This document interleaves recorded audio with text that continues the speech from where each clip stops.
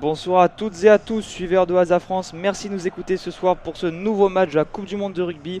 Je me présente, moi c'est Titouan Véron et aujourd'hui je suis accompagné de Nils Boireau. Nils, comment vas-tu? Eh bien, bonsoir à toutes et à toutes, je vais très bien, je suis vraiment très heureux de pouvoir commenter ce match en ta compagnie. On espère voir du jeu ce soir et un beau duel entre ces deux équipes. Et oui, deux équipes, qui sont ces deux équipes? D'un côté on a le Japon, de l'autre les Samoa, un match qui aura lieu au Stadium du côté de Toulouse, entre deux sélections qui ont connu quasiment les mêmes résultats depuis ce début du mondial. Et oui, exactement, quasiment les mêmes résultats. Si on va du côté de l'équipe japonaise, celle-ci s'est imposée lors de son premier match assez largement face au Chili sur le score de 42-12, avant de s'incliner pour leur deuxième match face à l'Angleterre 34-12. De la sélection samoa, eh bien, les Samoa se sont aussi imposés face au Chili 43-10. Cependant, ils ont quant à eux perdu face à l'Argentine sur le score de 19-10. Un match donc entre deux équipes du même niveau, du même rang on va dire, un match qui peut ouvrir des portes, mais l'équipe qui s'inclinera ce soir dira adieu au quart de finale pardon, à son rêve de se qualifier. Et oui, oui, exactement. C'est une poule encore ouverte, même si on voit l'Angleterre qui s'est détachée et qui est bien installée en première place avec 14 points en 3 journées. Cependant, ce sont 3 équipes qui font la course pour cette deuxième place, avec pour l'instant les Samoa avec 5 points, suivi justement de ces Japonais aussi avec 5 points, mais l'Argentine n'est pas loin derrière, puisque elle possède 4 points en 2 journées. Voilà, donc merci pour ce point sur le classement de la poule D de la Coupe du Monde. L'occasion pour nous de également parler du dispositif ASA France et du système de zone. Tu vas pouvoir mieux en parler que moi, Nils. Oui, exactement. Pour ce match, nous avons a mis en place un système de zone. En effet, le terrain va être divisé en 4 parties. Nous imaginons que nous sommes situés en tribune presse, et nous partons de la gauche, c'est-à-dire de la zone d'en-but côté gauche jusqu'aux 22 mètres, qui sera intitulée zone A. De ces 22 mètres côté gauche jusqu'à la ligne médiane, ce sera la zone B. La zone C, elle, sera de la ligne médiane jusqu'aux 22 mètres côté droit. Et enfin, la zone D sera des 22 mètres jusqu'à la ligne d'en-but côté droit du terrain. Merci beaucoup, Nils. Nous vous indiquerons régulièrement dans quelle zone le ballon se situe et nous vous rappellerons bien évidemment ces zones juste après la mi-temps. Allez, il nous reste quelques instants, le temps pour nous de parler des compositions de ces deux équipes, et à commencer par la composition japonaise. Et oui, ces Japonais amenés par Jamie Joseph, leur sélectionneur. Le Japon avec de l'expérience et avec une grosse équipe sur ce match. On retrouve au poste de pilier gauche Keita Inagaki. Celui-ci a disputé notamment le mondial 2015 et 2019 déjà avec l'équipe japonaise. Pour l'accompagner au poste de talonneur, Shota Ori, titulaire aussi contre l'Angleterre et solide talonneur. Pour finir cette première ligne, nous retrouvons Jiwon Gu, qui a lui aussi participé au mondial 2019. Pour ce qui est de l'attelage en deuxième ligne, on retrouve Jack Cornelsen, accompagné de Amato Fakatava en numéro 5. Pour la troisième ligne, l'expérimenté et le doyen même de cette équipe, Michael Leach, sera accompagné à l'aile par Peter Labuschagne. Enfin, c'est le capitaine Kazuki Himeno qui vient finir ce pack au poste de troisième ligne centre. Et pour ce qui est de la charnière maintenant, changement de dernière minute, puisque Yuku Tanagare a dû céder sa place à Naoto Saito. Pour ce qui est cependant du demi d'ouverture, on ne change pas, c'est le même demi d'ouverture que contre l'Angleterre. Rikiya Matsuda qui va débuter au poste de 10. Pour la suite, les deux ailiers, on retrouve à l'ailier gauche John Naikabula ainsi que l'incontournable Kotaro Matsushima au poste de numéro 14. Pour la paire de centre, le premier centre, Ryoto Nakamura sera accompagné de Dylan Riley qui fait son retour en tant que titulaire alors que celui-ci avait joué remplaçant face à l'Angleterre. Enfin, aussi une surprise, c'est Lomano Lemeki, l'habituel ailier qui va maintenant devoir jouer à l'arrière pour cette équipe japonaise puisqu'il remplace le malheureux blessé Semichi Masirewa qui lui a dû dire adieu à son équipe puisque le mondial est terminé. Pour sa part. Et excusez-moi, pour ce qui est des remplaçants, on retrouve le numéro 16 Atsushi Sakate accompagné de Greg Miller, numéro 17 Asaeli Aivailu, numéro 19 Warner Durns, numéro 20 Kanji Shimorawa, numéro 21 Kenta Fukuda, numéro 22 Sengsin Lee et numéro 23 Tomoki Osada. On passe maintenant à la composition samoane avec Titouan qui va nous la présenter. Allez, on commence par le pilier gauche. James Laïc sera accompagné de Seila Lam, le talonneur, et au poste de pilier droit, Paul Allo Emile. Le numéro 4 sera porté par Chris Wee, le capitaine de cette sélection samoane, et le numéro 5 sera porté par Theo McFarland. La troisième ligne sera composée du troisième ligne L, Taleni Se, accompagné de Fritz Lee, le Clermontois, et en numéro 8, Jordan Tofua. La charnière, on retrouvera Jonathan Tomataine, le numéro 9, accompagné de l'expérimenté numéro 10, Christian Lealifano. Sur les ailes, l'ancien bordelais, désormais joueur de Montpellier, Ben Lam, portera le numéro 11, tandis que Ed Fido, l'ailier qui joue à New York, portera le numéro 14. La paire de 30 sera composée d'Alei D'Angelo Leula, associé à Toumoua Manu, le centre de la section paloise, tandis que le numéro 15 sera porté par Duncan Payawa, le Toulonnais. Chez les remplaçants, on peut noter numéro 16 Sama Malolo, numéro 17 Jordan Lay, numéro 18 Michael Alalatoa, le 19 Steven Luatua, numéro 20 Alamanda Motuga, le numéro 21 Mélanie Matavao, en numéro 22 ce sera Neria Fomai et enfin le numéro 23 Dani Toala. Une composition qui est orpheline de Yuji Setoni, le numéro 12 normalement de La Rochelle, l'un des meilleurs joueurs de cette équipe samoane, mais qui est préservé en vue du match contre l'Angleterre qui sera la semaine prochaine. Mais ça n'empêche pas que sur le terrain, on a de très grands joueurs ce soir, on risque d'avoir du spectacle, Nils. Et oui, exactement, on espère en avoir en tout cas, alors que là les Samoans sont en train d'effectuer leur mythique AK. Et oui, il n'y a pas que la Nouvelle-Zélande qui fait un AK, il y a aussi d'autres pays des îles comme les Samoa. Et donc le match va bientôt débuter maintenant dans quelques instants. Et oui, ça va être un match titouan vraiment, on espère avec des grandes envolées, en tout cas des équipes qui jouent. On a vu hier un très beau Uruguay-Namibie avec une première mi-temps accrochée, des Namibiens qui ont donné du fil à retordre aux Sud-Américains. Peut-être que les Japonais et Samoans vont se livrer le même combat. En tout cas, on espère. On a deux équipes, comme on l'a dit, qui ont un niveau très proche, très similaire. Et deux équipes qui ont un gros paquet d'avant. On aimerait bien. Il y a des matchs dans le match, on va dire.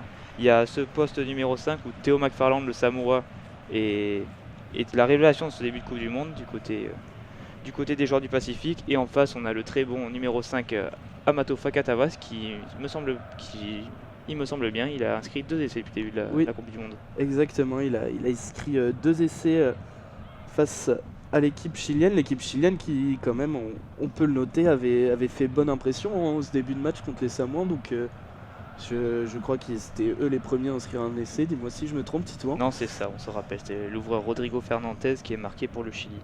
Mais revenons-en aux Samoa et aux Japonais ce soir.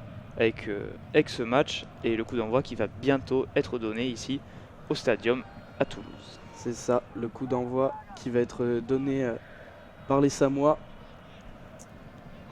et par leur ouvreur. Christian Lealifano, très expérimenté. Christian Lealifano qui a profité de la règle mise en place par World Rugby qu'un joueur qui n'avait pas été sélectionné depuis 3 ans dans son pays d'origine, c'est-à-dire l'Australie en l'occurrence pour Christian Lealifano, pouvait porter les couleurs des Samoa si il avait quelqu'un de sa famille qui était de cette nationalité.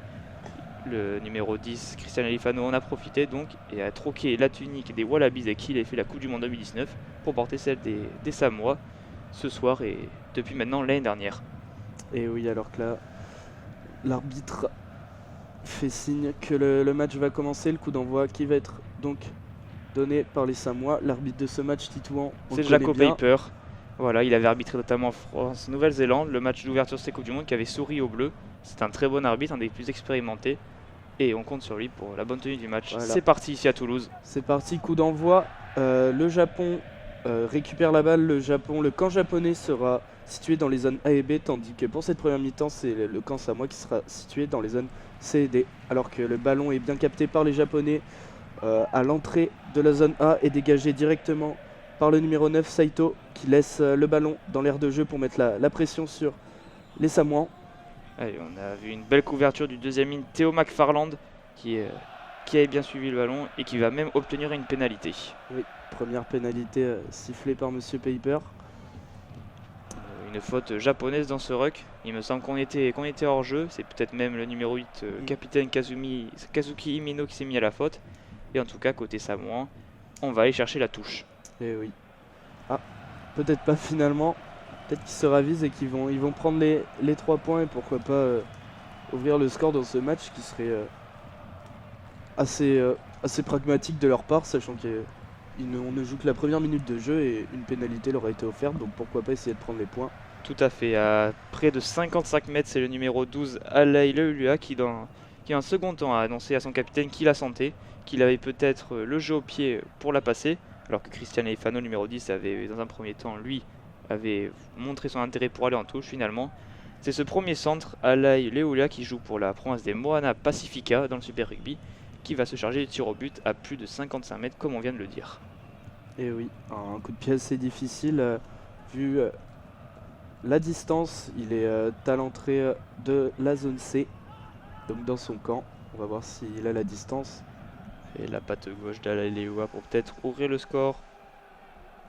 Le coup de pied qui s'élance, qui part très bien. Il est très bien parti. Un très long coup de pied qui passe sous la barre transversale. Un peu court et qui va être directement dégagé. Il y avait la précision mais pas la puissance, ce premier coup de pied d'Alain Leulua. Et les Japonais qui peuvent trouver une bonne touche. Et oui, qui se dégagent, qui vont trouver une touche au milieu de la zone B, ce qui va donc donner un lancement de jeu au Samoan, le premier. Tout à fait, on joue la deuxième minute de jeu, 0-0 toujours entre le Japon et le Samoa, avec cette pénalité ratée par Alain Leulua. Bon, il était à 55 mètres, on lui en voudra pas de l'avoir raté, pas juste sous la barre transversale. Il s'en est fallu de peu pour cette ouverture du score. Et c'est le talonneur de l'USAP de Perpignan, Seila Lalam, qui va avoir le premier lancé en touche de cette rencontre. Oui. Pour peut-être envoyer le jeu derrière sur le numéro 10, Christian Lealifano. Son premier lancé premier sauteur avec un ballon porté directement enclenché par les Samoans. Et oui, on s'est constitué un mall autour de Fritz Lee, le légendaire 3ème ligne de l'ASM Clermont-Auvergne, champion de France en 2017, un des joueurs les plus expérimentés de ce pack samoan, qui avance. Ouais, il avance lentement mais sûrement, alors que les Japonais tentent tant bien que mal de défendre pour l'instant. Un mall bien cornaqué par le numéro 9, Jonathan Taumataine. On rentre dans la zone A. On a gagné plus de 10 mètres depuis tout à l'heure, côté samoan. On extrait le ballon. On éjecte. Et que Toumouamanou, le centre de la section paloise, qui fait une première différence. Le ballon ressort vite avec Jonathan Taumataine qui attend ses avances. C'est Fritz Lee qui vient dans le sens. On est dans la zone, on est à 15 mètres de l'embut. Le coup de filet Leifano contré malheureusement et récupéré par les Japonais. Il y avait de l'idée dans ce jeu au pied de Leifano, mais côté japonais, on va peut-être pouvoir se dégager. Oui, on se dégage avec le pied du numéro 10, Matsuda. Qui le ballon reste dans l'air de jeu avec Duncan Payewa qui relance dans la zone B. Oui. Il va créer un point de fixation, l'arrière. Et Jonathan Taumataine, le numéro 9, qui extrait vite le ballon pour Polo Allo Emile. On est dans la zone B, on est à 40 mètres de l'embut japonais. On revient dans un petit côté fermé. Avec les Samoans, on met vraiment de... Très belle passe après contact. Et oui, on a vu Duncan Payewa qui a mis de l'avancée, qui a libéré les bras et servi son 3ème mini-centre. Alors que les Samoans avancent, même si pour l'instant la défense japonaise est en place, ne laisse pas trop d'espace à cette attaque. Et l'attaque, les Lealifano, Toumouamanou dans le sens, il n'a pas trop de solutions. Dans le sens de la section paloise, il s'en sort bien, il élimine 2 défenseurs. Et on siffle une pénalité. Oui. Il me semble que c'est Fritzi, le 3ème ligne samoan, qui est pénalisé pour avoir fait un écran, une obstruction, alors empêcher un japonais de défendre sur son coéquipier. Ça va offrir une pénalité pour se dégager aux japonais, qui est à 40 mètres de leur but dans la zone B et qui vont pouvoir respirer un petit peu. Oui, exactement. Très belle première attaque samoane qui ont proposé du jeu, qui ont tenté d'avancer. Cependant, là, ils étaient un peu sur le reculoir et c'est la faute de Fritz Lee qui permet cette fois aux Japonais d'aller, pourquoi pas, tenter leur coup eux aussi sur la ligne des 22 mètres. C'est vrai qu'ils n'ont pas eu le ballon depuis le début de match, les Nippons. Exactement, ils ont fait que défendre et là ça va être leur premier lancer en touche, premier lancer pour Shotaori. Alors qu'il y a un premier coup dur du côté samoan, c'est le 3ème ligne L, le 3ème ligne, le seul joueur de samoan qui joue au Japon, qui joue à Tokyo, Taliniseu, qui sort en boîte en bas, attention. Ça peut être une information pour la fin de ce match et c'est Brian Alenuese qui rentre à sa place, le 2ème ligne toulonnais. Oui, alors que lancement ici est malheureusement contré par les Samoans alors que Leach voulait récupérer la balle en l'air et les Samoans qui s'en sortent juste à l'entrée de leurs 22 mètres dans la zone D, qui vont pouvoir se dégager par l'intermédiaire de leur numéro 10. Les premières occasions là, Titouan, manqué pour les Japonais. Oui, les Japonais qui sont dans la zone B, qui vont même vite rapidement jouer cette touche et c'est Kotaro Matsushima qui va allumer une chandelle. Ouais. Il y a du monde à la réception, Matsushima y était. Et au final c'est bien un Japonais qui la récupère. Action un peu confuse mais c'est dans la zone C. Et voilà, et petit jeu au pied par-dessus de Saito qui met la pression dans la zone D. Payewa qui se dégage. Est-ce que ce ballon va sortir en touche? Oui, il sort en touche. Belle touche trouvée Oui. par l'arrière toulonnais Très bon qui dégagement. était sous pression mais qui va trouver une touche au niveau de la fin de la zone C, la ligne médiane entre la zone B et la zone C. Il s'en sort bien l'arrière toulonnais. A noter en parlant de toulonnais que Brian Alénuezé, le deuxième ligne qui rentrait à la place de Taleni Se, n'était pas prévu sur la feuille de match, sûrement un forfait de dernière minute dans les rangs samoans.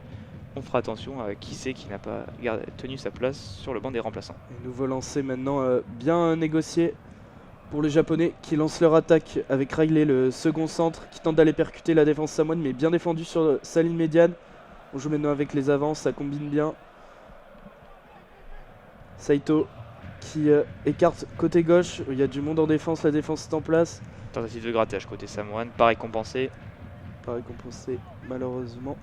Et là maintenant c'est la Biscayne qui vient pilonner la défense samoane. Pour l'instant on n'avance pas trop, on utilise le jeu au pied. Allez, on met la côté de pression. Matsuda. On met la pression sur l'arrière-garde de Samoan et Ben Lam, le Montpellierin. Jeu au pied un peu trop long là cette fois-ci. Tout à fait, il Matsuda. fait un arrêt de volée, le ballon est arrivé directement dans la zone D, arrêt de volée de Ben Lam qui peut se dégager au pied et trouver une bonne touche malgré le fait que le jeu au pied ne soit pas son point fort. Exactement.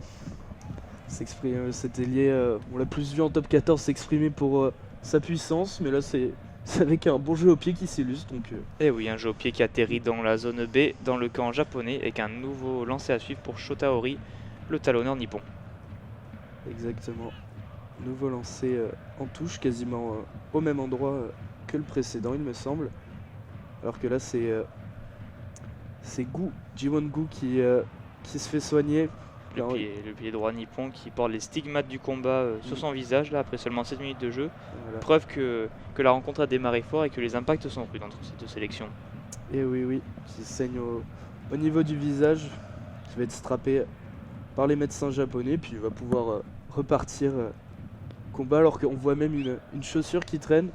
Sûrement un japonais, peut-être lui qui a aussi perdu sa chaussure. En tout cas, les Japonais ont l'air présents. On les a vus défensivement très en place. Ils veulent créer la surprise ce soir parce qu'ils ne sont pas annoncés favoris.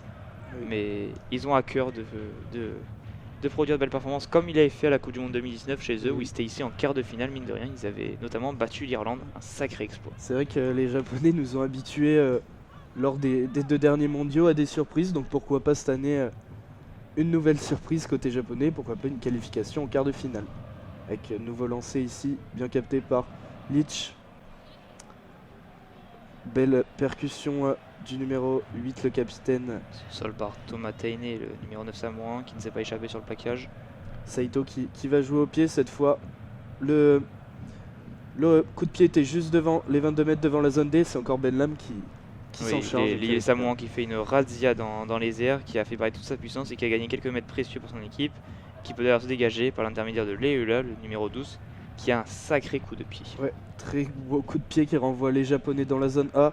Et c'est l'arrière Lemeki qui à son tour va jouer au pied en tapant une chandelle bien haute.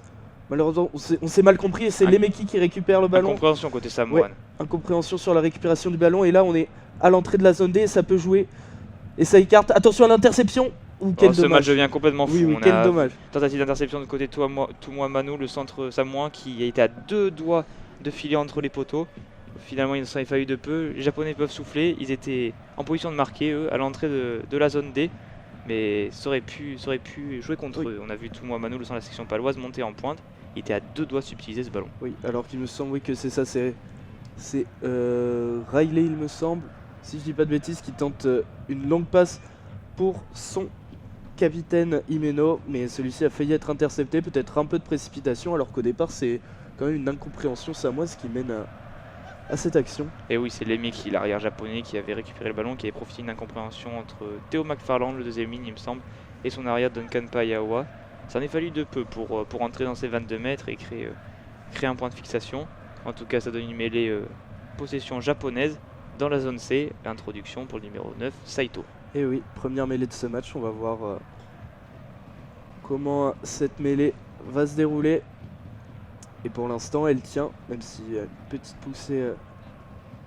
poussée samoane, alors qu'on écarte avec un décalage et un jeu au pied de Riley. Sur le côté droit, on est rentré dans la zone D, mais Payoa récupère bien ce jeu au pied. Il s'en sort bien, l'arrière toulonnais, il a bien libéré les bras, c'est Fritz Lee qui est arrivé en soutien. Et on est dans la zone D, et on peut à nouveau se dégager côté samoan. Il y a un très beau dégagement à Cristiano Leifano et la couverture samoane fait parler son beau jeu au pied depuis tout à l'heure. Et, sortie en touche rapidement jouée par les Japonais et Matsushima qui a tenté de se faire la malle. Un point de fixation et on transmet, on est en plein milieu de la zone C. On continue, on combine derrière. Il y a un surnombre, on a trouvé un décalage pour alerter Leach sur l'aile gauche qui est rentré maintenant dans la zone D des Samoans.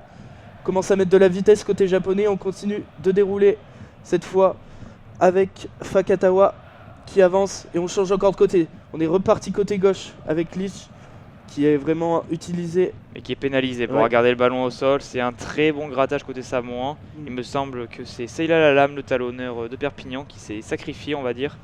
Et il y avait le feu à la défense samoane. Bon, ce grattage est bienvenu, mais on a vu un numéro 9 japonais qui n'était pas prévu pour commencer titulaire, Saito, qui met beaucoup de rythme à cette rencontre. Exactement, oui. Les ballons qui sortent vite, ça laisse pas le temps à la défense samoane de se replacer. Et là, c'était encore Leach, le numéro 6, qui était écarté sur l'aile et qui avait le couloir devant lui. Et ça donnait une pénalité aux Samoans dans la zone D, il me semble, dans leurs 22 mètres. Et ce parti de terrain, c'est le numéro 12 qui a fait parier son pied gauche et qui a trouvé une belle touche. Il a un sacré coup de pied, on l'a répété à plusieurs reprises, et ça donne beaucoup. On va dire, ça fait du bien à cette défense samoane qui souffre depuis ces dernières minutes.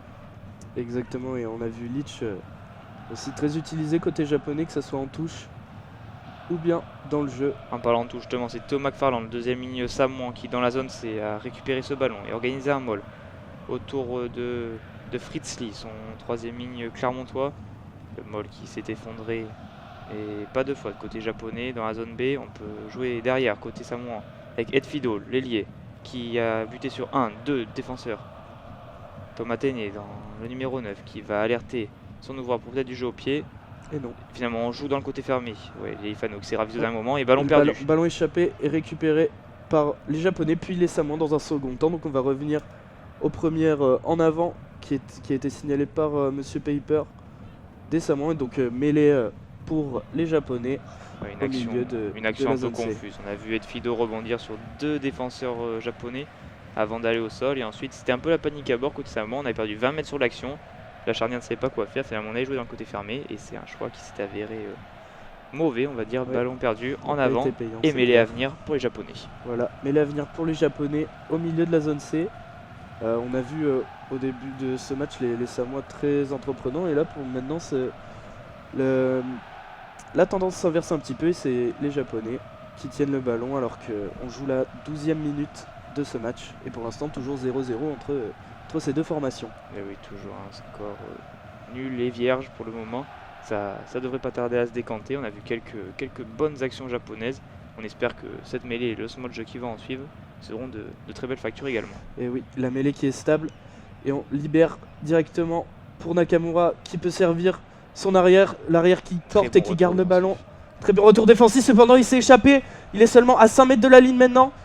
Le numéro 15 et point de fixation qui peut libérer, ça se pagaille un peu et normalement le premier essai, même si on a vu peut-être un petit contact, le premier essai qui me semble est de Peter Labuschagne. Ouais. Premier essai, oui. Premier essai de Labuschagne peut-être pour les Japonais qui ouvrent le score sur une nouvelle fois un jeu derrière alors qu'il me semble que là Monsieur Paper va faire appel à la vidéo parce qu'on a peut-être un petit écran. En tout cas il explique sa décision au capitaine samoan. Il demande la vidéo effectivement, mais tout part d'un bon lancement de jeu japonais. Oui, encore un bon lancement. On a donné de la vitesse à l'arrière les Meki qui a fait pareil ses cannes et qui malgré un retour défensif samoan s'est extirpé du plaquage et a gagné de précieux mètres. Et puis après la puissance japonaise a fait la différence. Himeno le capitaine dans le sens et ensuite c'est Peter Labuschagne qui s'est effondré dans l'embut. À voir ce que dit monsieur l'arbitre, mais visiblement l'essai devrait bien être accordé. Oui, monsieur l'arbitre qui a regardez les images, qui a discuté avec ses arbitres vidéo et qui va valider cet essai. Le premier essai à 13 minutes de jeu. Cet essai sur le côté gauche, un peu excentré, peut-être une pénalité difficile pour le buteur. Une transformation. Transformation, excusez-moi.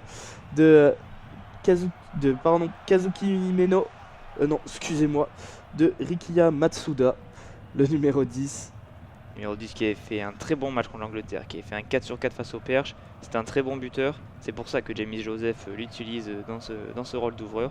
et il peut donner peut-être 7 points d'avance à la sélection nippone après ce premier essai, signé Peter Labuschagne.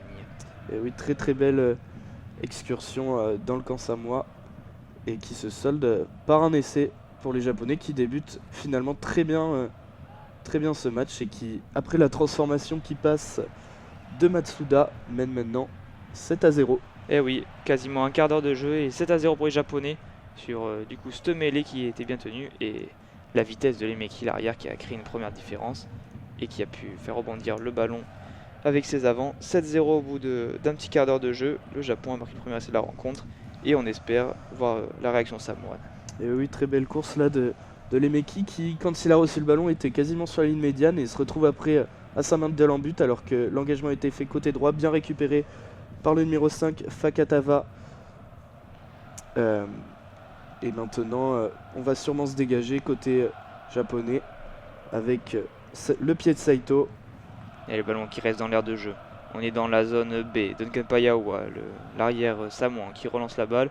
On a veillé au grain du côté japonais, la défense était en place. Mais on met de la vitesse du côté des joueurs du Pacifique. Les Samoans qui veulent réagir après cet essai. Tout à fait. Thomas Tainey, on voit qu'il veut mettre du cœur à l'ouvrage. On a servi McFarland dans la zone qui va pouvoir libérer les bras pour les houles. On a gagné 5 mètres. On est toujours dans cette zone B. Avec Lei qui fait un premier point de fixation. Thomas Tainey, le ballon qui sort encore. Léa Lifano. On va chercher Paul Aloemi, le joueur du Stade français. Allez, on se sort pas côté japonais, mais l'arbitre ne dit rien. C'est James Lei encore qui porte le ballon. C'est la deuxième fois qu'il est utilisé en point de fixation. Fritz Lee, très très mobile depuis le début de la rencontre.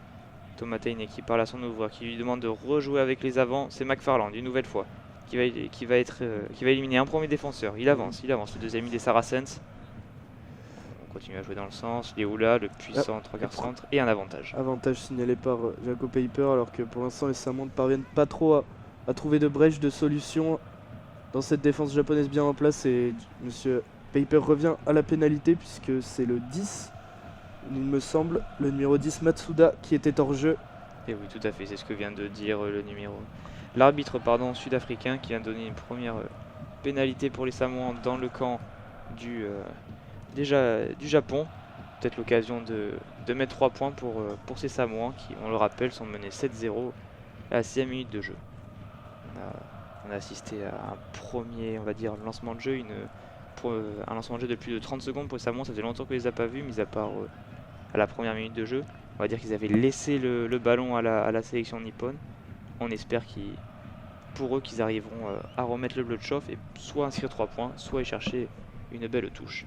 Ils ont opté pour le choix de la touche et Christian Lifano va s'exécuter d'aller trouver cette touche dans la zone A, dans les 22 mètres japonais. Et oui, la très bonne touche, très bon lancement et pourquoi pas une réponse samoane après l'essai japonais. Et lancer, c'est la lame qui n'est pas assurée qui va être récupérée tout de même par les Samoa. Il y a eu un peu de confusion après ce lancer qui était un peu hasardeux. Finalement, le troisième ligne Kazuki Meno qui a commis un en avant, tentant de récupérer la balle. Bon, plus de peur que de mal, on va dire, pour les Samoans. Les Samoans qui s'en sortent bien après ce lancer en touche mal négocié. Oui, ils récupèrent une mêlée au niveau justement de cette touche à l'entrée de la zone A. Et donc un nouveau potentiel lancement de jeu à venir pour les Samoans. Tout à fait. On a vu les Japonais mettre de la vitesse après une minute tout à l'heure. C'est ça qui leur a offert le premier essai. Les joueurs du Pacifique, les Samoans, seront bien inspirés d'en faire de même. En tout cas, on va voir le comportement de cette première ligne, alors qu'il y a une première Rola qui apparaît dans les tribunes du stadium à Toulouse. Et oui, comment on peut voir aussi que ce stadium de Toulouse est peuplé de supporters japonais, puisque les supporters japonais sont des grands fervents de rugby. Depuis cet exploit en 2015, les Japonais qui avaient battu l'Afrique du Sud, et peut-être le plus grand exploit de l'histoire du rugby en phase de groupe. Et on va dire qu'il y a une culture rugbystique qui s'est développée dans le pays asiatique, et ça se ressent avec ces nombreux supporters japonais qui sont venus cet après-midi parader, on va dire, faire la fête dans les rues toulousaines. Exactement, alors que là, la mêlée s'est soldée par un bras cassé en faveur des Samoans qui ont repris une nouvelle fois la mêlée et donc retour à la case départ. Et une seconde mêlée va être jouée. Allez, introduction, Jonathan Thomas Tainey, le numéro 9 d'origine néo-zélandaise, qui d'ailleurs aujourd'hui, petite anecdote, fête son 27e anniversaire. Voilà, Joyeux donc anniversaire à lui. on espère qu'il marquera un essai pour son anniversaire. En tout cas, la mêlée, elle, est parfaite côté Samoan, elle récupère même une pénalité. Très très belle mêlée. Samoan qui a pris l'avantage sur la japonaise et donc qui va offrir peut-être 3 points ou encore aller chercher la touche, on sait pas, mais en tout cas ils sont très très bien placés pour prendre des points les Samoans. Mais là on revoit l'effort de cette mêlée qui a franchement pris l'avantage sur celle japonaise. Et c'est Iganaki, le pilier gauche japonais qui s'est mis à la faute, qui s'est mis en travers. Et côté samoan, on insiste, on veut aller en touche, on veut faire mal au Japon et on veut revenir surtout à hauteur de son adversaire. Ouais, exactement là, une touche à 5 mètres de la ligne japonaise dans la zone A. Très très bonne touche, on va voir ce que les Samoans vont choisir alors que tout à l'heure ils avaient opté pour un ballon porté qui avait plutôt bien avancé. Ouais, c'est la lame, le lancer est parfait, il y a même un avantage pour les Samoans, il y a une faute japonaise sur cette touche, on est à 5 mètres dans le but dans la zone A et il y a un très bon ballon d'attaque pour les Samoans qui ont sécurisé la touche. Ouais, exactement, et là on va partir avec les avants alors qu'on est à 5 mètres de la ligne japonaise. Et Polalo Emile qui relève le ballon pour son capitaine, Chris Vui, le joueur des Bristol Bears. On continue avec les avants, une faute de main, une nouvelle faute de main de Fritz Lee. Et c'est le numéro 7, Labouscan, qui est sanctionné. Alors visiblement c'était pas une pénalité, Monsieur Paper est revenu sur sa décision, un simple bras cassé, un coup franc dans la zone A à 5 mètres de l'embut japonais. Exactement, un simple bras cassé mais qui va être transformé en mêlée. Mêlée choisie par les Samoans, une mêlée très logique puisque la dernière leur a été favorable. Et on les sent forts dans ce domaine, les Samoans, ils ont envie de marquer leur adversaire, ils ont envie de faire mal, et notamment Brian Alenuese, le deuxième ligne toulonnais qui est rentré, qui a apporté la densité dans ce pack samoan. À voir s'il fera à nouveau l'effort et s'il permettra à sa ligne derrière de se mettre un peu en jambe. C'est vrai qu'on a très très peu vu cette ligne derrière samoane qui pourtant sur le papier fait saliver. Oui, c'est ça exactement, attention à eux, surtout à 5 mètres de la ligne, ils sont durs à stopper. On a vu Fido tout à l'heure rebondir sur 2 défenseurs, donc je suppose que là peut-être que les Samoans vont utiliser sa puissance pour aller inscrire en force le premier essai samoan alors que la mêlée pour l'instant est stable et éjectée. Et Thomas Tainier, numéro 9. Oh la chistera magnifique, c'est dommage. On avait tenté dans le côté fermé d'aller jouer avec Ben Lam, l'ailier qui était venu en croisée. Oh, le geste était parfait de la part du demi-mêlée samoan, mais l'ailier montpelliérain Ben Lam a commis un en avant et je pense qu'il se voyait déjà dans l'embut. Ouais.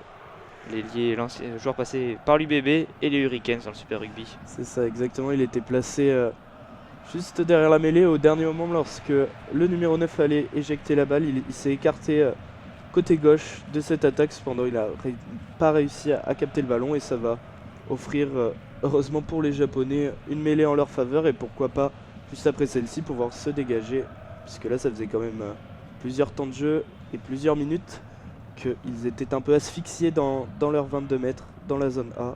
Tout à fait, c'était un choix très audacieux du demi-mêlée, Thomas Tainey, qui a fait une chistera, une passe à une main dans le dos, magnifique, elle est arrivée dans les mains de Ben Lam qui n'a pas réussi à la contrôler. Quel dommage pour les Samoa. Ben Lam, je pense qu'il va s'en vouloir un bon moment. Alors que là, une nouvelle fois des problèmes en mêlée, cette fois ce sont les 2 packs qui s'écroulent et donc Monsieur Paper va refaire jouer cette mêlée.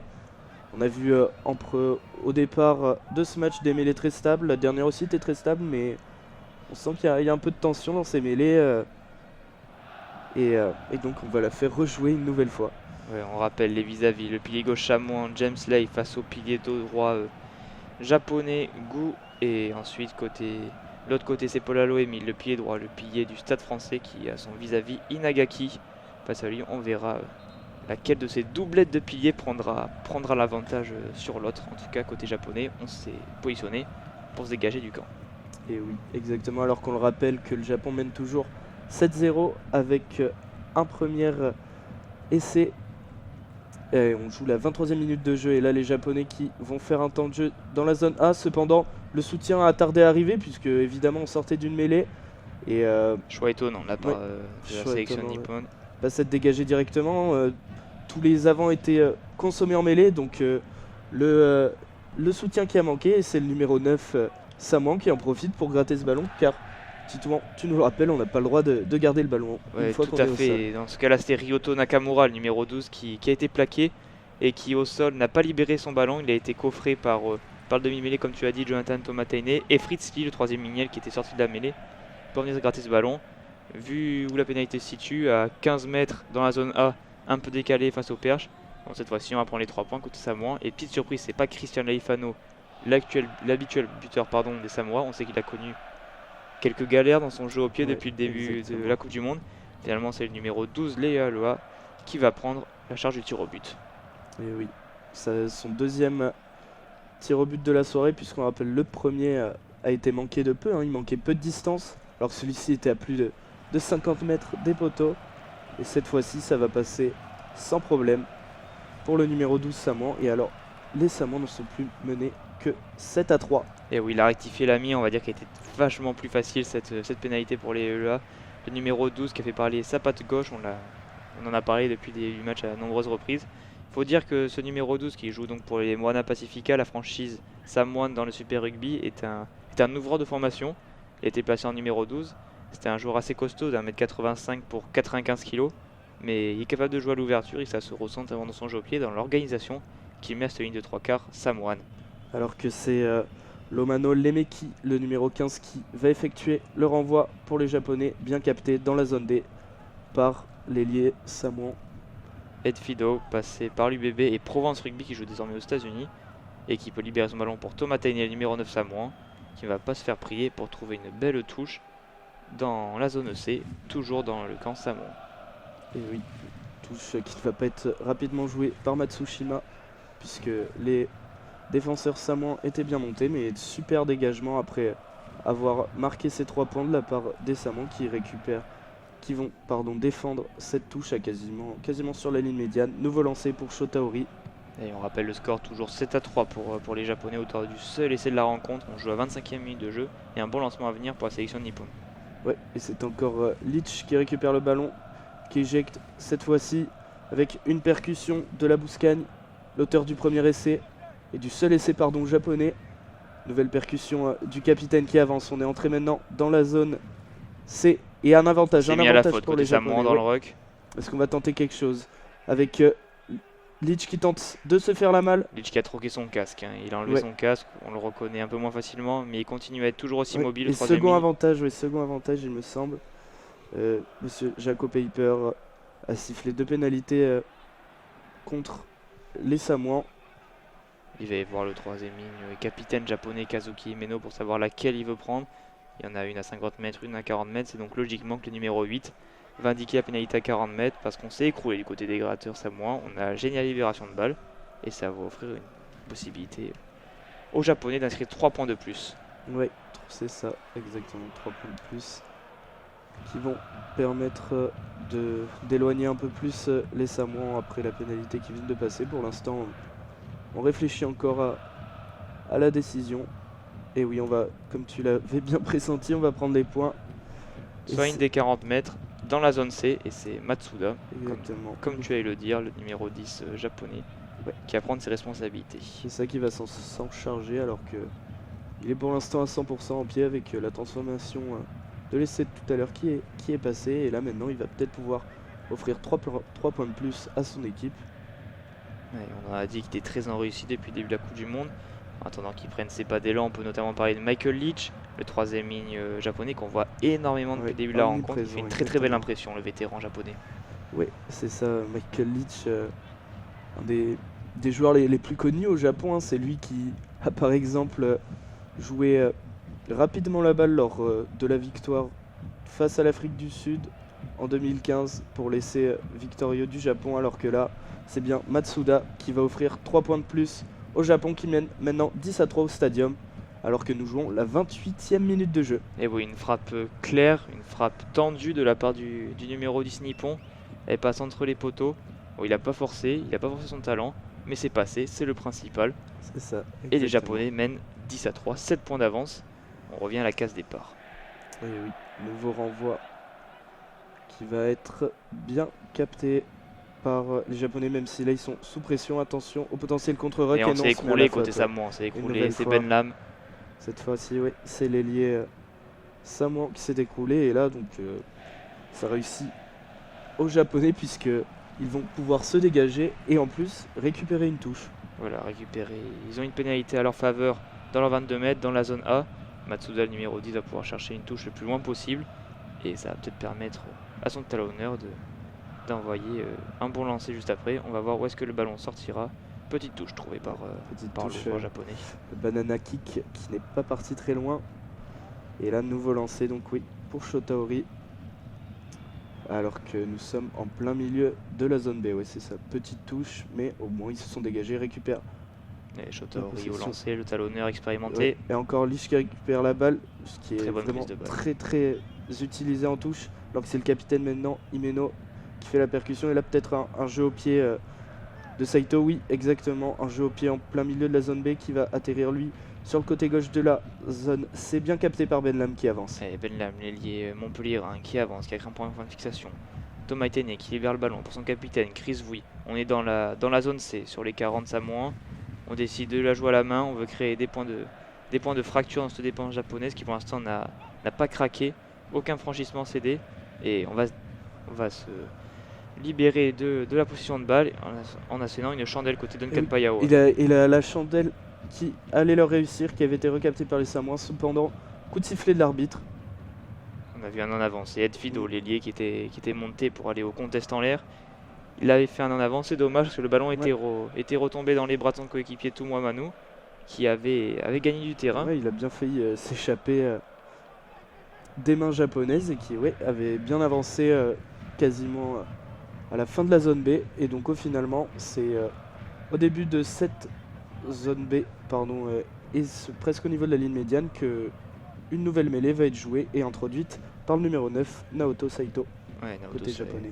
Naoto Saito qui fait une très bonne partie depuis. Lui qui était, on le rappelle, qui devait commencer sur le banc. C'est ça, on le voit très bon, on envoie de très belles passes. Il va beaucoup chercher sa troisième ligne, Himeno, la Bouscagne, Lich, mais il joue pour l'instant parfaitement. Alors que c'est lui qui porte le ballon, qui écarte sur son numéro 10. Et là il y a de l'espace pour les Japonais qui écartent une nouvelle fois avec encore l'arrière qui percute et qui avance.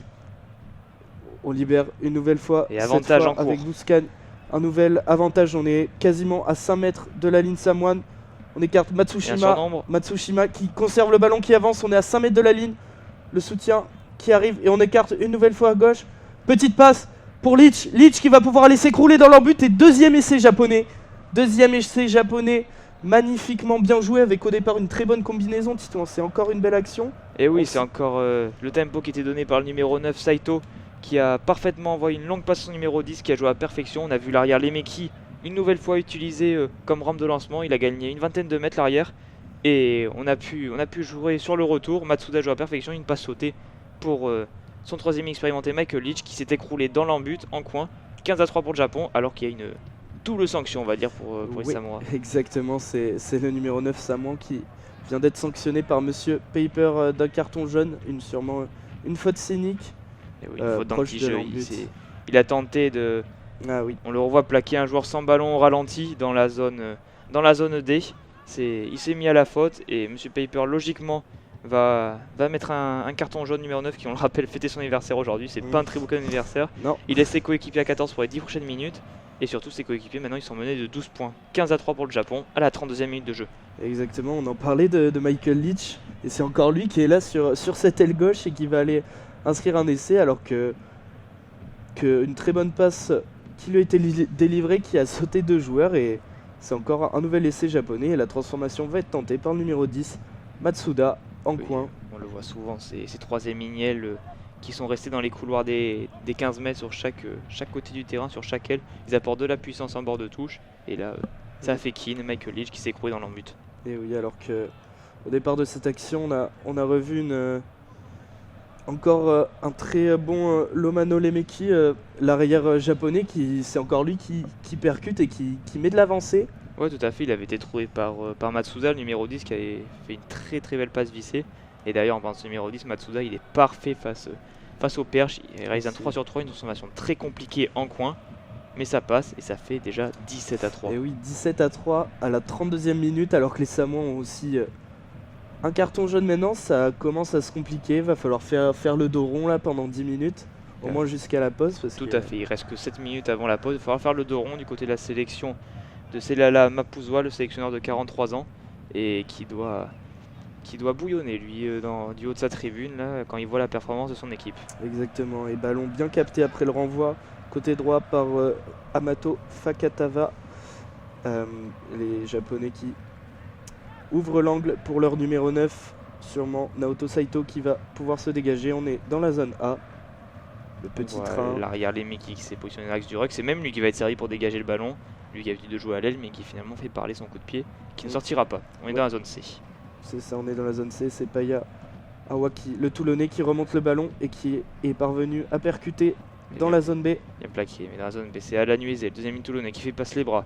On va jouer avec Toumoi Manu, le numéro 13 de la section paloise, qui est bien plaqué par la défense. On ne rechigne pas côté japonais, on commence à plaquer. Et on rappelle qu'il n'y a plus de numéro 9 côté Samoan, alors que Toumoi Manu a créé un point de fixation après une très belle passe de Fristy après contact. Il n'est pas tenu, le centre de la section paloise, il peut continuer à avancer. On rentre dans la zone A avec l'Elifano qui demi d'ouverture, qui est demi-mêlée de fortune, on va dire, cette action après carton jaune adressé à son coéquipier. On continue dans le sens. On est rentré dans la zone A. Maintenant, on est dans le camp japonais et c'est maintenant qu'il faut scorer côté samoan.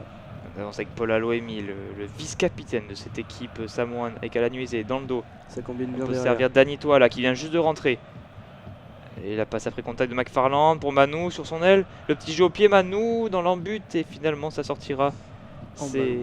C'est Saito qui a dégagé ce ballon en ballon mort, sachant que le ballon était rentré dans l'embut par un Samoan. Il avait le droit de s'en saisir et de la mettre hors des limites du terrain, ce qui va faire un renvoi d'embut pour les Japonais qui vont bien s'en sortir après avoir souffert sur cette action. Exactement, alors que le numéro 13 Samoan demandait une faute, réclamait une faute, soi-disant qu'il aurait été gêné après son jeu au pied, mais Monsieur Paper ne dit rien et va donner donc ce renvoi d'embut aux Japonais. C'est Lemmy l'arrière qui a fait pareil sa longueur de jeu au pied juste avant, qui va pouvoir dégager ce ballon puis son but, plus que 5 minutes à jouer avant la pause et toujours score de 17-3 en faveur du Japon. Ouais. Et petit renvoyé dans la zone B et c'est les Samoans qui récupèrent la balle avec Ben Lam là. Et Alifano utilisé en poste de demi de mêlée alors qu'il reste encore 6 minutes à son coéquipier Thomas Taini avant de rentrer. Très belle avancée de Frisley. Avec Duncan Payaoua qui crée des brèches, qui est plaqué un peu haut mais qui ne tombe pas. Avec Chris Vui, le capitaine, dans l'axe. On est rentré dans la zone A. Toujours la pression sur cette ligne japonaise.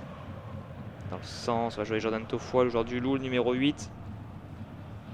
Toujours les Alifano en poste de demi de mêlée. Avec Selala Lam, le talonneur. Peut-être un grattage japonais. Non, le ballon est extrait du ruck. On s'en est bien sorti du côté des Samoans. Avec Danitoa là qui vient juste de rentrer, qui vient de créer une première fixation. Les Samoans sont maintenant dans la zone A et continuent d'avancer, se rapprochent peu à peu de l'embut japonais alors qu'on rappelle qu'ils sont toujours un de moins. Ils sont privés de leur demi de mêlée. À 15 mètres de l'embut. Il y a des petits tas d'avant, pas beaucoup de vitesse dans le jeu samoan, mais c'est assez efficace. On gagne du terrain. Avec Chris Vui, un pick and go dans l'axe, bien secondé par Alan Nuizé. Il y a Ifano qui extrait le ballon. Pour toi là sur un pas, Payaoua sur l'extérieur, il y a Edfido, est-ce qu'il va faire parler sa puissance? Il y a encore un beau tampon d'Edfido là. Et pénalisé Edfido qui a rampé au sol, et oui il est plaqué, il n'a pas relâché le ballon. Et oui il le sait, l'ailier passé par Provence Rugby, passé par l'Union Bordeaux-Bègles notamment, top 14. Et là il est sanctionné et Jacob Paper fait appel à la vidéo. On n'a pas vu ce qui s'est passé, mais il est sûr de lui. Dès qu'Edfido s'est relevé et lui a adressé la parole, il a demandé l'arbitrage vidéo tout de suite. Ah, c'est peut-être sur le plaquage ici, sur Payaoua. C'est Shotaori, le talonneur, qui ne s'est pas baissé pour le plaquer. Et là, il y a un contact tête contre tête. On revient 2 minutes auparavant sur cette action avec Payaoua qui avait redressé sa course. Shotaori qui n'avait pas tenté de le ceinturer. Un plaquage assez dangereux de la part du talonneur japonais. Et Monsieur Paper qui met la main à la poche. On va avoir sûrement un bunker, je suppose. On va vous rappeler la règle du bunker juste après. Ouais, on va voir. Ouais, exactement, tu avais raison. Titouan, carton jaune et bunker pour Shotaori. Titouan, qu'est-ce que c'est que le bunker, cette nouvelle règle là qu'on voit? Oui, une innovation de World Rugby qui l'a, on va dire, inséré dans le rugby mondial il y a peu. Et quand un arbitre décerne un carton jaune et en faisant une croix avec ses bras, annonce un bunker. C'est que c'est l'arbitrage vidéo qui va se charger du reste, va décider si le carton jaune reste un carton jaune jusqu'à la fin des 10 prochaines minutes, ou alors il a 8 minutes pour décider s'il met un rouge à Shota Ori en l'occurrence. S'il met un rouge, le talonneur japonais sera vite informé et devra quitter ses partenaires et laisser son équipe à 14 jusqu'à la fin de la rencontre. Oui. En tout cas, on aura la réponse pour ce bunker d'ici 8 minutes, grand maximum normalement. Exactement, et là ça va demander aussi une nouvelle organisation pour les Japonais, alors qu'on avait vu que ce carton jaune avait replacé le demi d'ouverture samoan au poste de numéro 9, et là c'est donc le talonneur japonais qui sort pour au moins 10 minutes, et donc maintenant va savoir comment va s'organiser les Japonais, que ce soit sur le lancer ou même en mêlée, puisqu'on le rappelle, un talonneur est indispensable pour effectuer une mêlée. Et en parlant de talonneur, c'est Seilalalam, le talonneur samoan, qui va effectuer un lancer en touche, parce que du côté samoan, on a récupéré une pénalité après cette faute de Shota Ori dans la zone A, et on a décidé d'aller en touche pour avoir une touche à 5 mètres de l'embut japonais et pour peut-être inscrire le premier essai de cette rencontre. Et oui, là on est à 5 mètres de la ligne, et là pour revenir dans le match à 14 contre 14, c'est maintenant avec un très bon ballon porté qui s'est formé. Pour l'instant ça avance. C'est la lame qui cornaque ce patte. Ça devrait aller dans l'embut. Ça va très vite, ce qui va s'effondrer dans l'embut, le talonneur de Perpignan. Et c'est pour les Samoa. 17-8, premier essai de la rencontre pour les joueurs du Pacifique. Il est inscrit par le talonneur Seilalalam, et qui s'est d'ailleurs blessé en aplatissant. Mais au moins ça fait 5 points de plus pour son équipe, et qui revient à 9 points de son adversaire du jour. Ouais, je crois qu'il y a beaucoup de monde qui se sont écroulés sur lui, mais oui, c'était un très bon ballon porté, alors qu'on le rappelle qu'il manquait aussi un avant côté japonais. Et tout à fait, son vis-à-vis, le talonneur qui n'a pas pu défendre dans ce mall, ça fait toute la différence. Les Samoans l'ont compris, ils sont allés en touche et ils ont inscrit cet essai, le premier essai inscrit par Seilalalam dans la Coupe du Monde. Et ça fait donc 17-8 avant la transformation du buteur samoan. Et ça va leur faire du bien aux Samoans, alors qu'on le rappelle, ils étaient menés 17-3 là, marqués juste avant la pause. Ça va faire du bien au moral pour la mi-temps, parce qu'ils reviennent dans le match, clairement. Ils reviennent dans le match alors qu'on le revoit, l'âme qui s'était fait écraser par les défenseurs japonais. Cette fois, très beau groupé pénétrant, on les a vus dominer en mêlée. Cette fois, c'est en groupé pénétrant qu'il s'illustre. Et on a changé de buteur du côté samoan. Oui. C'est Leali Fano qui a repris son poste, qui va tenter cette transformation en coin. Et pourquoi pas ramener son équipe à 7 points seulement. On peut parler de Seilalalam qui vient d'inscrire le premier séance de Coupe du Monde. C'était pour sa 26e sélection, le joueur de Perpignan, qu'on a vu très propre sur les lancers en touche depuis le début de la rencontre. Ouais, et Leali Fano qui fait tout ce soir. Il fait demi d'ouverture, demi de mêlée. C'est lui qui bute. Mais ça passe pas. Pas grande réussite pour l'ouvreur, l'ancien ouvreur de l'Australie qui avait disputé la Coupe du Monde 2019 avec les Wallabies, on le rappelle. Lui qui est un véritable globe-trotteur du rugby, passé notamment par l'Ulster, passé par les formations japonaises et plus de 150 matchs en Super Rugby. Un sacré joueur, mais qui a raté l'avenir. Ouais, cette fois-ci on voit sur ce mondial, il est pas totalement en réussite. Il en a raté quelques-unes contre l'Argentine aussi. Et donc là, renvoi effectué par les Meki, bien capté dans la zone D. Et il reste 15 secondes avant la fin de ce premier mi-temps. On est dans la zone D, on va faire sûrement des petits à côté samoan. Non, Leali Fano qui dégage le ballon. Il va trouver une bonne touche dans la zone C. Peut-être un dernier lancement à venir pour les Japonais qui, on le rappelle, mènent 17-8 à seulement 5 secondes de la fin. Et c'est même la sirène qui vient de retentir. Et c'est d'ailleurs il me semble, Cornelsen, si je ne dis pas de bêtises. C'est Michael Leach. C'est Michael Leach, ok. Ouais, c'est Michael Leach, le marqueur d'essai et le sauteur habituel en touche, qui va s'occuper du lancer, puisque Shota Ori, le talonneur, s'est pris un carton jaune. Et la touche n'est pas captée et récupérée par les Samoans. Et oui, le très bon contre de Theo McFarland, le deuxième des Saracens, qui est venu subtiliser le ballon dans les airs et offrir un dernier ballon d'attaque à sa sélection juste avant la mi-temps. Ouais. Et on est sur la ligne médiane entre la zone B et la zone C. Et il y a un dernier ballon pour les Samoans avec James Lay qui relève le ballon dans le petit côté. Chris Wee, le capitaine, qui libère pour Jordan Tofua, le numéro 8, refoulé par encore un énorme plaquage de Michael Leach, omniprésent depuis le début de la rencontre. Qu'est-ce qu'on va faire là? On va jouer au pied côté côté samoa avec Jeu une qui est en chandelle de pression. diagonale et le ballon qui n'est contrôlé par personne ici par Touma Manu. Le centre samoan qui redonne le ballon derrière à Paioa, en avant du samoan et nouvelle en avant. Nouvel en avant japonais. On va en finir là pour cette première période dans un peu la confusion, mais c'est bien le Japon qui va rentrer au vestiaire avec une avance de 9 points, 17-8 pour les Japonais ici à Toulouse. On rappelle les marqueurs côté japonais. Ouais, côté japonais, c'est Peter Labouscagne, le 3e ligne, numéro 7, qui s'est illustré pour ce premier essai. Et c'est aussi son compère de la 3e ligne qui va marquer dans le coin gauche, Michael Leach, au poste d'ailier. Et côté samoan, Titouan, c'est la lame, le talonneur, qui a marqué un essai pour permettre à sa sélection de revenir à seulement 9 points. 17-8 donc à la pause pour les Japonais, c'est mérité au vu de la première période. On fait une petite pub, une petite pause, excusez-moi, et on se retrouve dans une dizaine de minutes pour le début de la seconde période. Et on est de retour au stadium de Toulouse. On est toujours sur le match Samoa-Japon avec le Japon qui mène au score pour le moment. Mais malgré que les Samoans soient bien revenus dans ce match, on commente toujours ici pour l'ASA, Niels Borro et Titouan Véron. On le rappelle, pour l'ASA, il y a la règle des zones. Titouan va nous rappeler ces règles. On va le faire rapidement avant la reprise du match et le début de cette seconde période.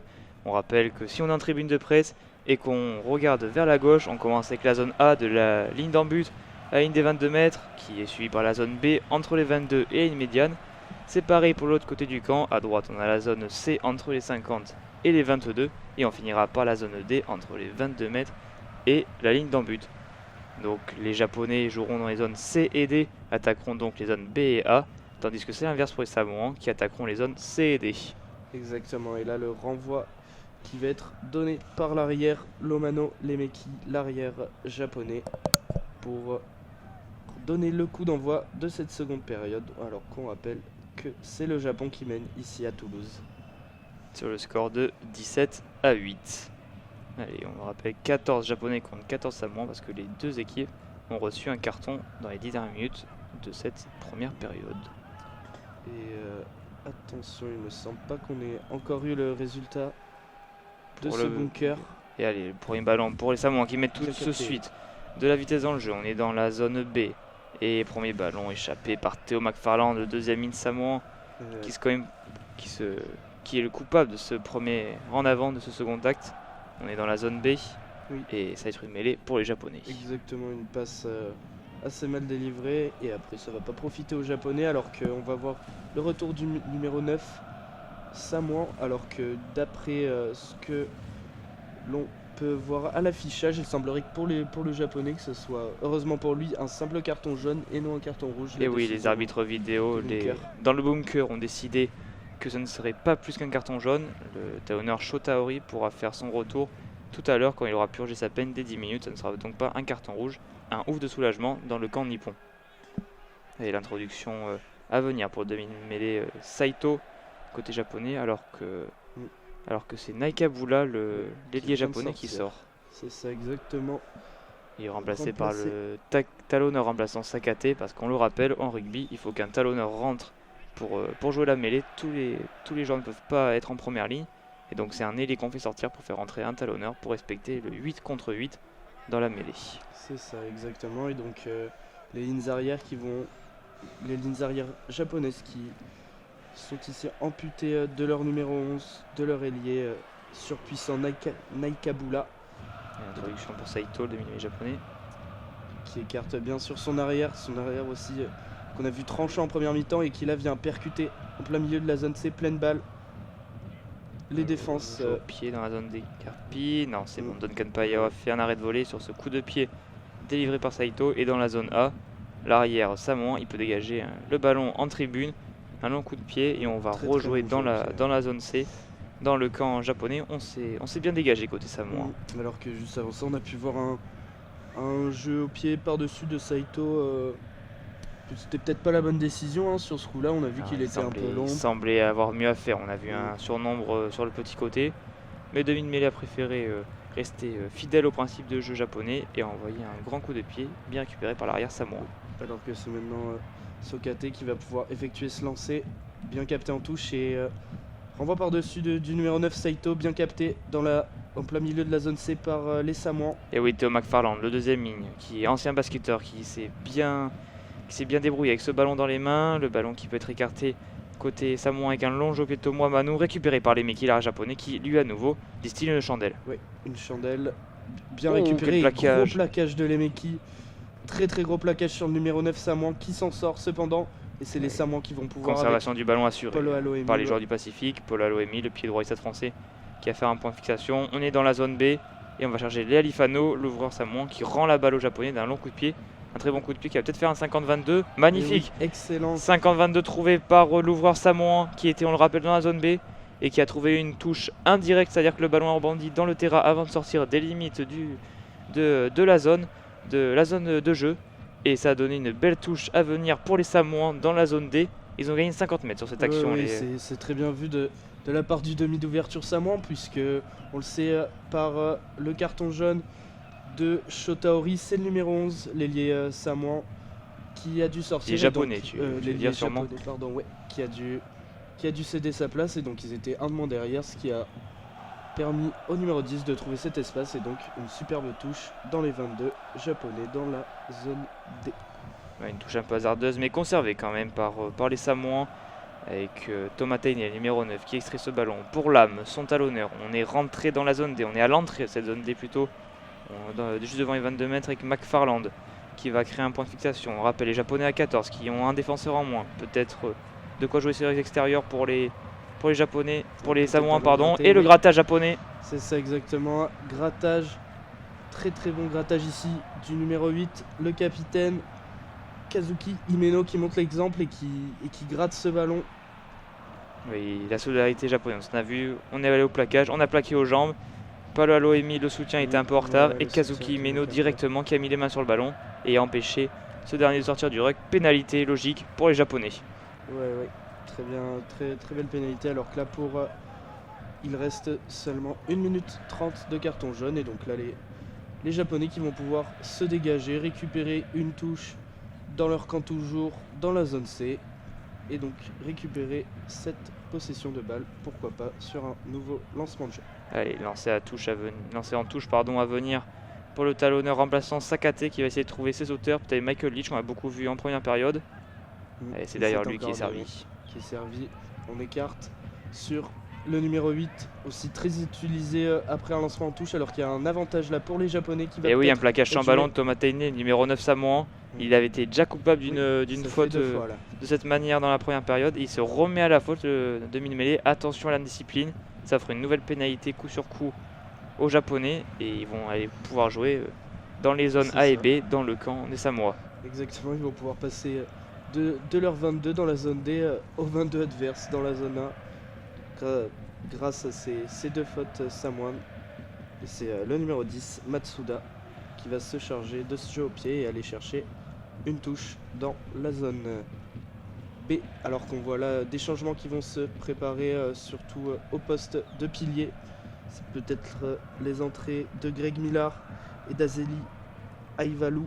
C'est toute la première ligne qu'on va changer, puisque Shotaori, le talonneur qui a pris un carton jaune, va lui aussi rentrer au même moment que ses coéquipiers, alors qu'il y a un bon lancer à venir et qui est gardé par les Japonais. Ouais, on écarte sur la gauche pour faire jouer encore le capitaine Himeno, avec Aito qui écarte pour son deuxième ligne. Une très belle percussion, on est en plein milieu de la zone C, on change de sens, on va faire jouer la Bouscagne, l'auteur du premier essai japonais. On rechange une nouvelle fois de sens pour aller faire jouer Leach. Ils avancent tout le temps les Japonais, la défense samoane est en grand danger. C'est ça, ils avancent, fait jouer, et très bonne passe pour aller fixer et aller chercher Riley, le deuxième centre. Attention à pas s'enfermer de côté Aito qui a tenté aller jouer dans la zone arbitre. De tenter tout seul, mais le soutien est bien là, et c'est une nouvelle fois le capitaine Himeno qui part à la charge. Pour l'instant ça avance lentement mais sûrement. Magnifique, ce pas sur un pas. Ouais, très bien joué, on va peut-être entrer dans la zone A des Samoans. On écarte côté droit avec le numéro 15, c'est un surnom, Riley, qui sert la Bouscagne qui avance. On est maintenant rentré dans les 22 mètres Samoan. On sert le numéro 1, le pilier, qui avance à son tour. Peut-être un ballon gratté, non, là, l'arbitre ne bronche pas et on continue d'avancer. Beaucoup de rythme, un rythme impressionnant imprimé par les Japonais. Encore le capitaine avec une belle percussion qui met au sol Paul Aloemi. Toujours pas de faute samoane en défense. Pour l'instant, on est Michael propre, Leach mais on qui recule. avance. On recule. Pas de faute. Et attention, là en Et avant ballon de perdu. Nakamura, ballon perdu en avant. Attention, le contre avec Ouais. Edfido, Et l'ailier Fido qui va samoan. peut-être en profiter. Et non, Et finalement, pénalité finalement, ouais. on avait dit que cette défense samoane était pour l'instant disciplinée. Et bien, on a eu Et tort. Sur le temps de Ils jeu nous ont d'après, fait mentir. première faute des joueurs du Pacifique. Et c'est déjà la 3e dans cette seconde période. Attention, peut-être que le carton va peut-être bientôt sortir. Oui, ça commence à faire beaucoup pour les Samoans. Et un arbitrage vidéo d'ailleurs, il me semble, a été C'est demandé. sûrement pour le plaquage de Ben Lam. On a vu sur la percussion de la Bouscagne, il s'est pas baissé.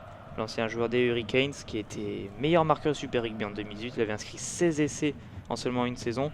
Mais là, il s'est rendu coupable d'un mauvais geste sûrement défensif, il s'est pas baissé. Ouais. Et attention au plaquage à l'épaule, dans la tête directement. Ça Exactement. peut être une très très lourde sanction contre les Et Samoans. oui, il faut vraiment faire l'effort de se baisser. Les arbitres sont maintenant intransigeants sur ça. Et ils ont bien raison. Oui, ils ont bien raison. On favorise la santé, la protection des joueurs. Et donc là, Jaco Peyper attend sa décision Titouan. C'est celle du bunker, comme tout à l'heure. C'est un carton jaune avec les bras croisés. Ça veut dire qu'il pourra à tout moment être changé en carton rouge. C'est le bunker qui va se charger de cette décision. Ils ont 8 minutes pour décider si Ben Lam écope simplement d'un carton jaune et il reviendra au bout de 10 minutes. Ou alors s'il laissera ses partenaires à 14 jusqu'à la fin de la rencontre. Vu le choc, il y a de grandes chances qu'ils prennent un carton rouge, les liés samoans. Exactement, alors qu'en plus la Bouscagne c'est pas le joueur le plus petit on va dire, donc il fallait qu'il fasse l'effort de se baisser, il a pas fait et maintenant le bunker a 8 minutes pour décider, alors que là on fait beaucoup de changements côté japonais. Et la grande information, c'est surtout que quand Ben Lam sort et laisse ses partenaires à 14, et bien côté japonais, Shota Ori qui a pris un carton jaune, lui revient sur le terrain. Et donc c'est les japonais qui seront en supériorité numérique. Et oui, supériorité numérique pendant 10 minutes, alors que là c'est toute la première ligne, hein, comme tu l'as dit tout à l'heure, qui est changée. On voit aussi le retour du numéro 11, John Naikabula, qui était sorti suite à son remplacement par Atsushi Sakate, le talonneur. Et là maintenant c'est toute la première ligne, Inakagi, Jimongu et Atsushi Sakate qui sortent et qui laissent place à des nouveaux entrants plus frais qu'eux. Attention Et dans la zone A, après cette faute de Ben Lam, on le rappelle, auteur d'un plaquage haut dangereux sur la Bouscagne. Et du coup, il y aura une pénalité à venir pour les Japonais à une dizaine de mètres de l'embut samoan, en bord de touche. Qu'est-ce qu'ils vont faire les Japonais? Peut-être aller chercher une touche, alors que la Bouscagne, qui justement avait marqué le premier essai, qui semblait avoir été touché sur le dernier contact avec Ben Lam et qui doit laisser sa place. Ouais, peut-être un protocole commotion, puisque c'est la tête qui a été touchée directement. En tout cas, il est remplacé par Warner Dearns, qui fait son entrée en jeu, qui est lui aussi auteur d'un essai face au Chili. Et là, c'est un ballon porté maintenant. À 5 mètres de l'embut, les Japonais en position de marquer. Ils avancent pour l'instant, le ballon est bien au chaud, même si là, la défense samoane résiste bien. Et un ballon porté désaxé, le ballon dans les bras de Michael Leach. Nouvel Et avantage. avantage. Nouvelle faute samoane, attention. Jaco Peyper va peut-être sortir un nouveau carton jaune. Non, pour l'instant, il affirme juste une pénalité. On est rentré sur le côté et on a écroulé à la fois. C'est Théo McFarland, il me semble, qui a été sanctionné. Et Saito veille au grain. Attention, peut-être qu'il va jouer le demi les Japonais. Mais en tout cas, ça fait toujours une belle pénalité pour les Japonais à seulement 5 mètres de l'embut des Samoa. Exactement, 5 mètres en zone A, côté droit de cette attaque. Et là, on va voir la décision qui va être prise. On va sûrement taper en touche avec le pied de Matsuda. C'est ce qu'il s'empresse de faire, le demi d'ouverture. Et pour sûrement partir sur un autre maul. Et peut-être encore voir Michael Leach dans les airs, continuer sa razzia. C'est ça exactement, Michael Leach pour l'instant impérial dans les airs. C'est l'auteur du second essai japonais. Est-ce que ça va être lui qui va être sollicité? Et non, c'est Cornelsen. C'est Cornelsen. Et encore un nouveau ballon porté, cette fois qui avance très très vite. Et qui avance même très très bien. Il se dirige dans l'embut, il va s'écrouler. Et oui, et c'est le 3e essai. 3e essai. On sait pas exactement par qui il est inscrit. En tout cas, on va dire que c'est un essai collectif pour le moment. 3e essai là. Un beau ballon porté japonais qui répond à celui des Samoans juste avant la mi-temps. Ça fait 22-8 pour les Nippons. Et il me semble que c'est Fakatawa, le numéro 5, qui a inscrit son 3e essai dans cette Coupe du Monde. À voir après la confirmation, mais en tout cas le ballon porté était magnifique. Ouais, très beau ballon porté qui avançait à une vitesse folle et qui va s'écrouler dans l'embut tout proche de la ligne de touche côté droit avec une très belle prise du numéro 4, Jack Cornelsen, Et là oui, ça déroule, c'est vraiment très très dur à défendre pour les Samoans, et ça fait 5 points de plus maintenant pour le Japon qui prend un peu plus le large. Et oui, 14 points d'avance pour les Nippons. En plus, ils sont à 15 contre 14. Ça sent bon, à une demi-heure de la fin, on va pas tirer de conclusion pour le moment. On va pas parler trop vite. Exactement, mais les Japonais sont très bien partis dans cette rencontre. À voir si Matsuda, le demi d'ouverture, va encore donner 2 points supplémentaires à cette sélection. On attend la transformation, il reste que 25 secondes au buteur japonais pour taper. Oui, très, très bel essai en force. Tout à l'heure, on a vu des essais d'avant, mais plutôt sur des lancements de jeu, des bons lancements de jeu. Et là, c'est devant. Les Japonais montrent qu'aussi ils peuvent jouer devant. Et là, c'est Matsuda qui va malheureusement manquer cette transformation. Elle a été compliquée pour le buteur japonais. C'est son premier échec de la rencontre. En tout cas, toujours 14 points d'avance pour les Nippons. Alors que du côté de Samoa, on va sortir l'artillerie lourde. Il est temps de réagir. Et la première ligne va rentrer. Oui, exactement. Alors que c'était les Japonais qui ont fait rentrer du sang frais juste avant. Là, c'est maintenant les Samoans qui répondent. Allez, les rentrées de Sama Malolo, le talonneur des San Diego Legion aux États-Unis, qui a déjà inscrit 3 essences de Coupe du Monde. Attention à lui, capable de faire très mal. On a aussi vu les entrées de Jordan Lay, le petit frère, le grand frère de James Lay, qui était pilier gauche depuis le début du match. Donc une histoire de frangin sur cette rencontre. Et Michael Alatoa, le pilier droit du Leinster, qui est rentré en lieu et place de Paul Aloemil. Et voilà, exactement là, des nouvelles lignes donc toutes fraîches. On va voir ce que ça va donner en mêlée. Alors que là, Monsieur Paper va sûrement donner la décision finale pour le bunker. Il met la main à la poche. Ça sent le carton rouge à l'attention de Ben Lam, l'ailier samoan. Attention, on attend 2 secondes encore. Ouais, alors que Fritz Lee tente de discuter avec l'arbitre, mais il me semble que c'est unanime. Et ouais, c'est ce qu'on la décision est logique pour Ben Lam. Le carton rouge infligé à l'ailier passé par l'Union Bordeaux-Bègles. Un carton rouge logique pour ce plaquage haut sur Peter Labouscagne. Ça fait très mal pour les Samoans qui vont devoir finir ce match à 14 contre 15 et en plus mener de 14 points. Ouais, ça risque d'être compliqué, surtout qu'on connaît les capacités japonaises derrière. On les a vus très à l'aise sur des lancements de jeu. Alors là, avec un arrière de moins, ça va être encore plus compliqué. Et sur le renvoi samoan, on a failli récupérer le ballon, mais c'est Toumoi Manu, le centre de la section paloise, qui s'est rendu coupable d'un léger en avant. Ça va faire une mêlée pour les Japonais dans leur camp, en zone C. Et mine de rien, les Japonais, il leur reste une demi-heure pour peut-être aller chercher un bonus offensif. On rappelle qu'ils sont à 3 essais, ils peuvent aller chercher un 4e et marquer 5 points dans cette poule. Ça serait une très belle opération comptable. C'est ça, très belle performance, sachant qu'on sait que les Argentins, eux, vont être opposés aux Chiliens. Les Chiliens qui n'ont pas forcément été en réussite lors des 2 premiers matchs. Donc des Argentins qui peuvent potentiellement eux aussi aller chercher 5 points. Donc pour cette course à la seconde place, ça serait vraiment essentiel. Alors que là, lancement de jeu japonais, on va rentrer dans la zone B. Manque de réussite côté samoan. On a vu Lemeki dans la zone C qui a distillé un petit coup de pied assez long, un peu hasardeux. Mais dans la zone B, comme tu allais le dire, Ed Fido, l'ailier samoan, très peu en réussite depuis le début de la rencontre, a commis un en avant au moment de récupérer la balle.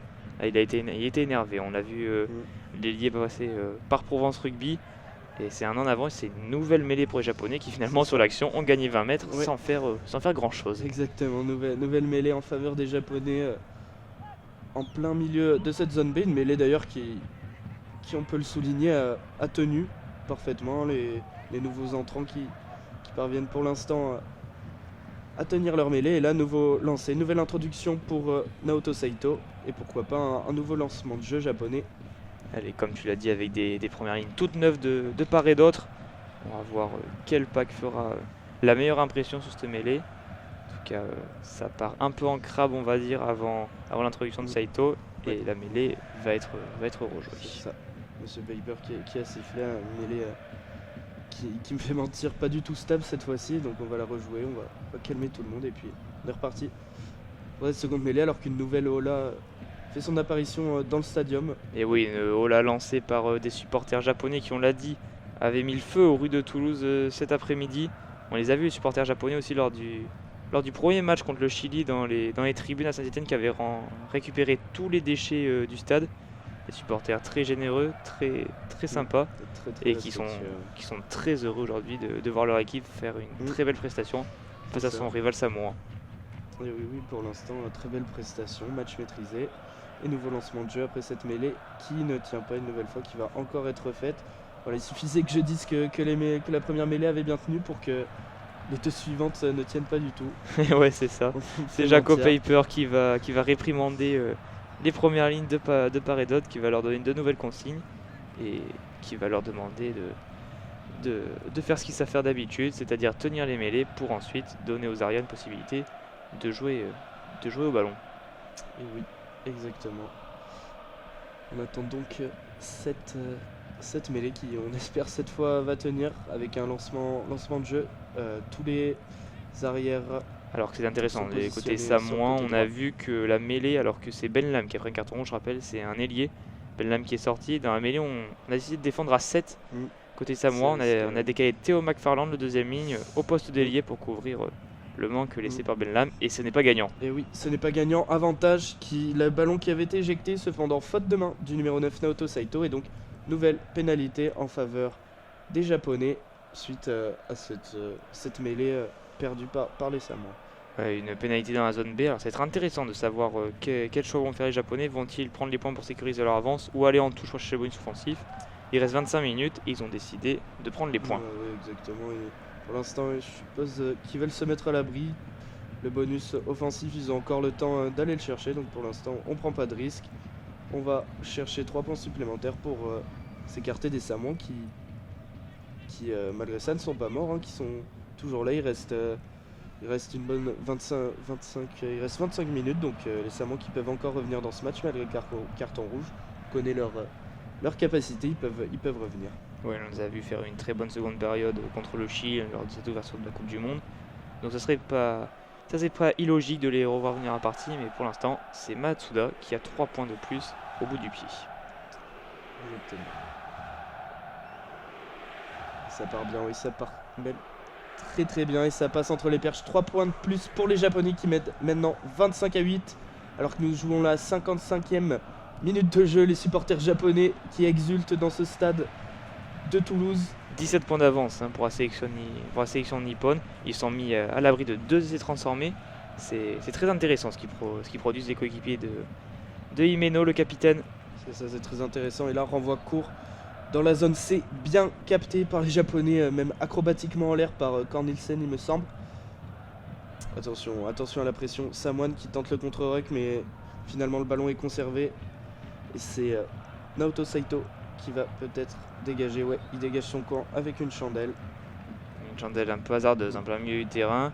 On a récupéré le ballon côté Samoa. Il y a peut-être un compte qui a joué avec Touma Manu. Il a l'espace, il peut s'arrêter Don Payawa sur un pas, chercher Danito là. Est-ce qu'il va déborder? Il va mettre sur les fesses son défenseur, c'était Matsushima. Et on peut jouer dans le sens avec Fritz Lee qui va créer un point de fixation. Thomas Taine, la libération rapide. Payawa, la passe après contact, non, complètement raté. C'est récupéré par les Japonais. Très bon méchant de la part de Duncan Payawa qui rend la possession à ses adversaires. Et on peut tranquillement se dégager côté Lemeki, l'arrière japonais. Exactement, on peut se dégager, on va pas trouver la touche. Ballon rendu au Samoan dans la zone B et les Samoans qui relancent. Voilà, retourné par Nakamura qui récupère même une pénalité. Quel effort défensif japonais. Et on prend 10 mètres supplémentaires côté Samoan. On a râlé, c'est la deuxième fois dans cette rencontre. Attention aux Samoans qui perdent un peu leur sang-froid là. Ouais, tout à fait, c'est Chris Vui, le capitaine, qui vient parler à l'arbitre. Mais Monsieur Paper l'a bien dit.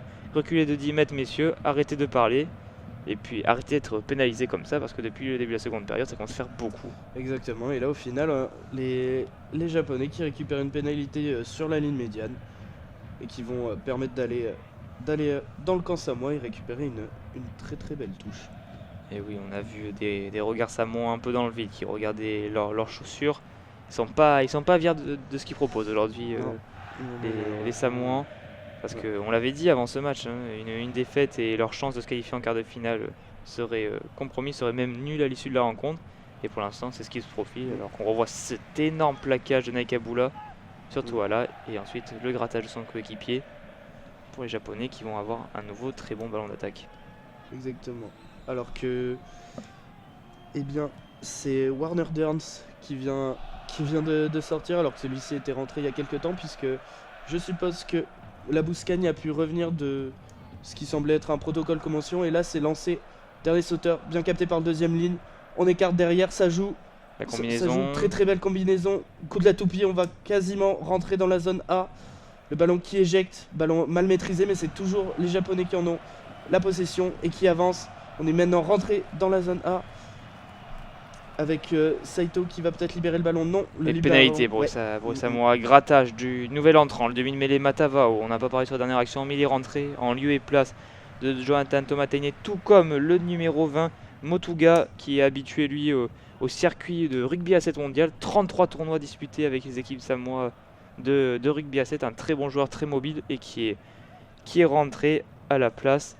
Il me semble que c'était le numéro 8 qui est sorti.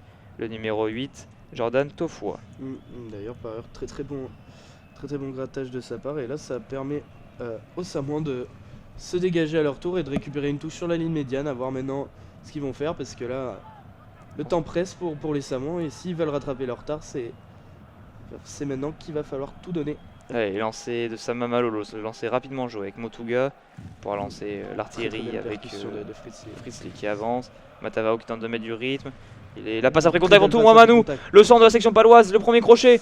Il a servi après contact McFarland en avant. Quel dommage, il s'était rentré dans la zone A, les Samoans, après ce premier franchissement de tout Manu. Ouais, et là, c'est le feu. Et il y a peut-être un bon coup à jouer. Le match qui s'emballe.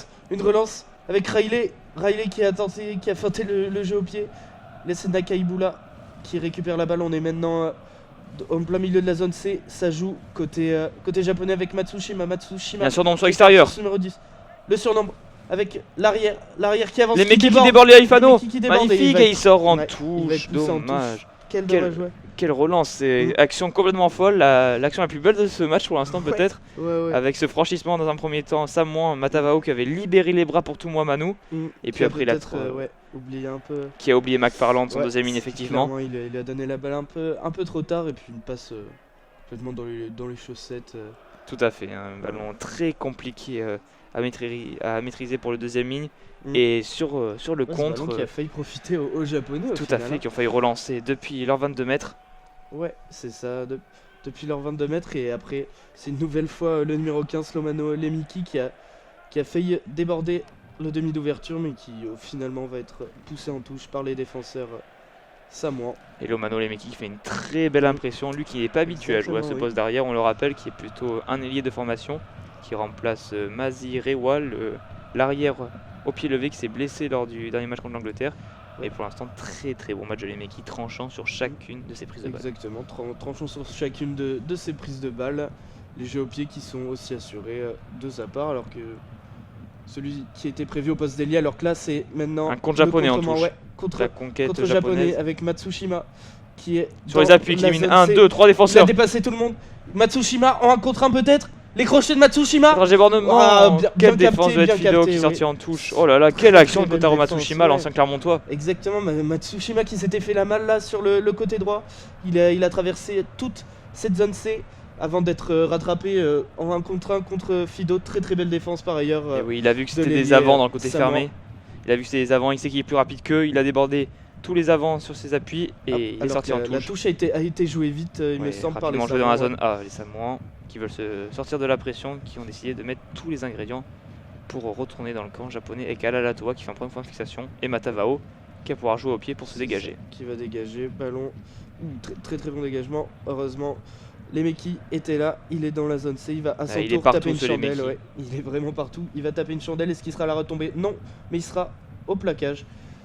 On est maintenant sur la ligne médiane et c'est les Samoans qui ont récupéré le ballon. Et dans fin de zone B, les Samoans avec Kalalatoa qui peut libérer la balle pour son demi-mêlée. Matavao, Payawa positionné en 10, la passe après contact. Payawa pour Malolo. Malolo, talonneur de San Diego, magnifique, qui va servir Brian Aluniese.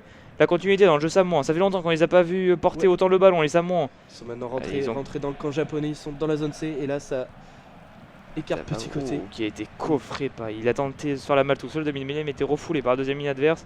Alors que McFarland est trouvé sur l'aile. McFarland premier crochet, mais qui est bien plaqué par Michael Leach.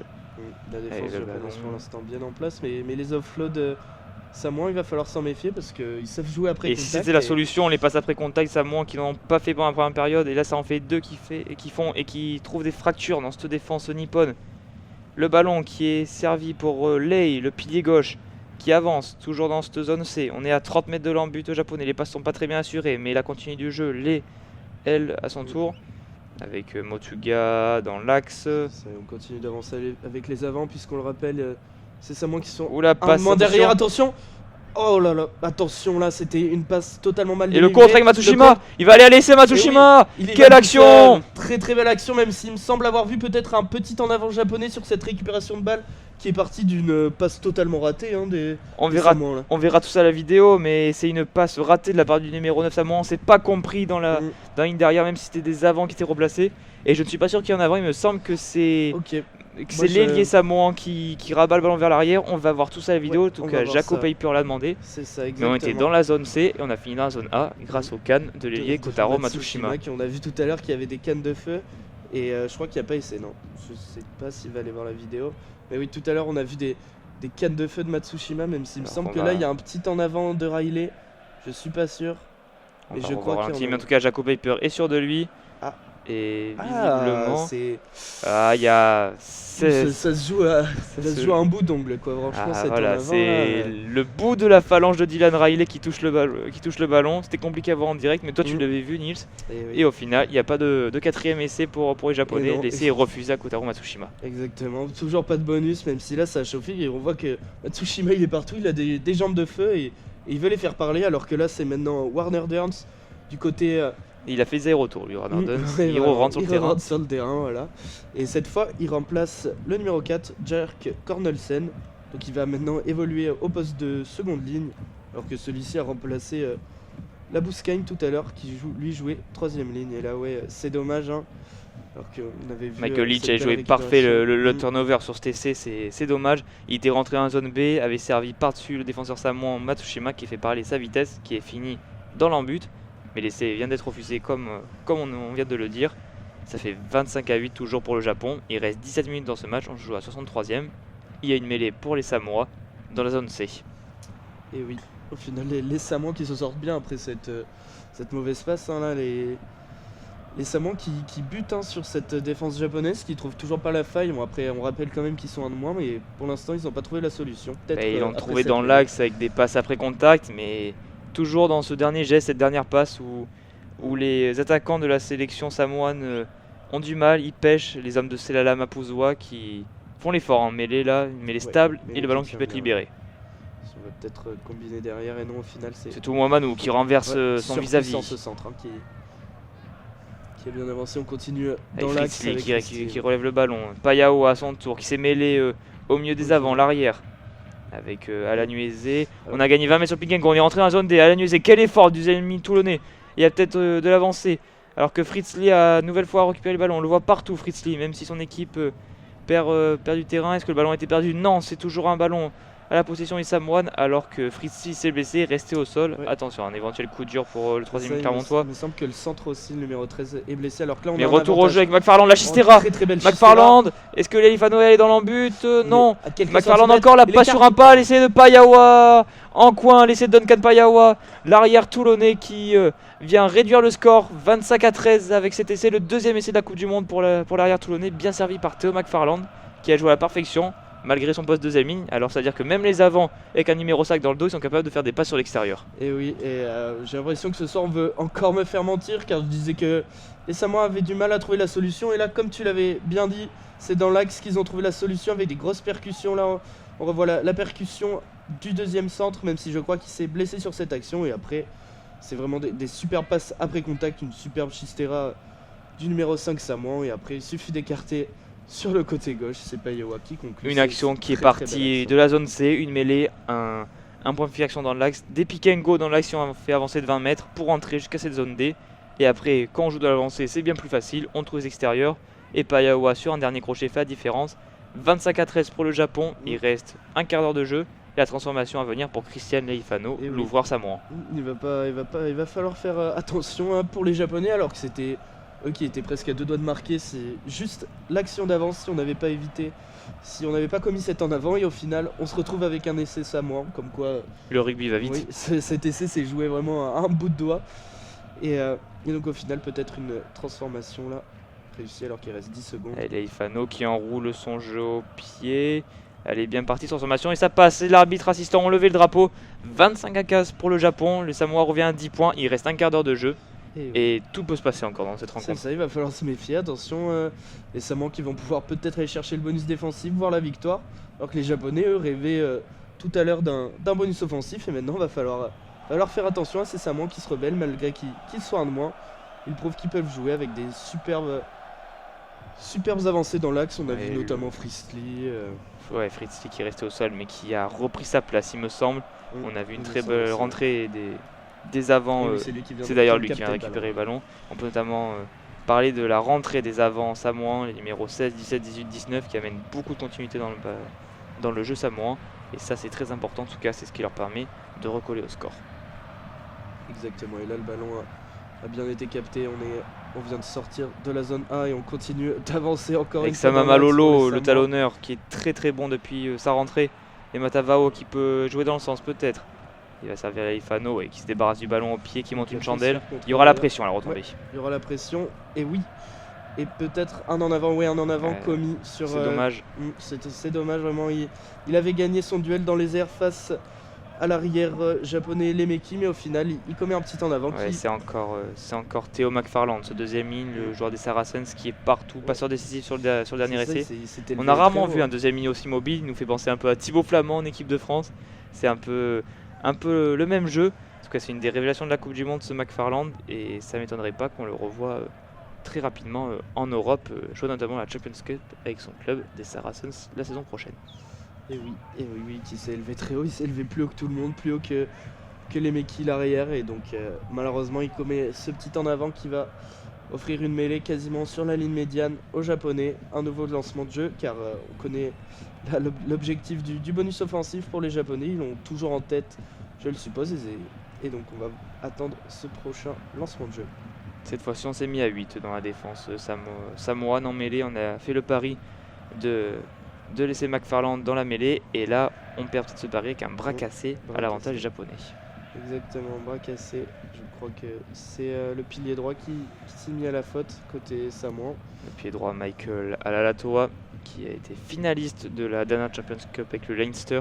C'est lui, si vous vous rappelez, qui a pris un carton rouge à 2 minutes de la fin de la rencontre pour un déblayage très dangereux sur le pilier Rochelais Colombe. Il a été... on va dire un peu critiqué en Irlande pour ce geste qui a coûté le titre à ses coéquipiers. Mais bon, le revoilà sur un terrain de rugby ici à Toulouse, sur la pelouse du stadium, et prêt à disputer une nouvelle mêlée avec introduction Saito, demi-mêlée japonais. Exactement, ouais. Introduction Saito, là on espère que la mêlée va tenir cette fois-ci. Pour l'instant elle est stable, Saito introduit. Et la mêlée japonaise qui fait l'effort. Elle emporte tout sur son passage. Avantage, Saito va pouvoir éjecter pour son arrière. L'arrière qui combine bien avec Matsushima. Matsushima passe sauter pour Riley. Riley qui sur un pas magnifique. Sur l'extérieur. Petit jeu au pied par-dessus. C'est magnifique, il a récupéré la balle. On est dans la zone A. On est dans la zone A, à quasiment 5 mètres de la ligne. On continue de pilonner avec Matsushima qui arrivait comme un avant. Pardon. On continue. Et Walton. Avec Durns, oui, qui avance. Avantage. Nouvel avantage cette fois-ci laissé aux Japonais. On est à moins de 5 mètres de la ligne. Le ballon est conservé. On continue toujours en cette zone A d'avancer. Les soutiens sont là. Saito qui va faire travailler ses avants. Et non, finalement on écarte derrière. Matsushima qui va tenter de s'échapper. Cependant, il a été bien refoulé. Mais il a pu transmet Nakabula. Nakabula qui avance. On connaît sa puissance. Les fautes samoan qui s'enchaînent et Monsieur Piper qui revient à l'avantage. Il n'aura pas profité malheureusement aux Japonais. Ouais. Et encore une fois, on est parti sous zone C, on a traversé tout le terrain avec un jeu au pied magnifique de Nakabula par la défense. Bien décalé par Riley, à noter cette passe sur un pas magnifique de Dylan Riley. Et on a fini dans la zone A avec une pénalité pour les Japonais. Elle est magnifique cette action, il reste que 10 minutes et toujours 10 points d'avance pour le Japon. C'est ça exactement. Très belle passe sautée aussi de Matsushima avec le petit jeu au pied à la Damien Penaud qui lui réussit bien. Et là, on était à 5 mètres de la ligne, ça chauffait. Mais finalement, l'avantage n'a pas profité. Et là, on veut aller chercher le bonus. Ouais, on veut le bonus. Et là, c'est maintenant une touche pour les Japonais. Côté gauche de cette attaque à 5 mètres de la ligne. Lancé pour Sakate. Il va tenter de trouver ses sauteurs, Sakate. Ça, on rappelle le dernier essai marqué sur Moll. Est-ce qu'ils vont réitérer oui, peut-être. Ils sont forts. Et on va chercher Durns. Oui, c'est ça, exactement. Ballon porté qui avance une nouvelle fois. Ballon porté qui continue. On sait pas trop où est le ballon là, s'ils l'ont pas perdu. Non, On le est à Moll qui 2 mètres de s'écroule. l'embut, toujours dans cette zone A. L'effort Et ouais. Samoan qui vont récupérer une mêlée. Moll improductif, ballon Mm. rendu au Samoan. C'est Fritzli qui a fait l'effort, qui a coffré le ballon. Ouais. Il fait respirer son équipe, alors qu'il ne reste que 9 minutes dans cette rencontre. Exactement, ça leur a fait du bien. Moll très bien défendu de la part des Samoans, même s'il avait avancé au départ.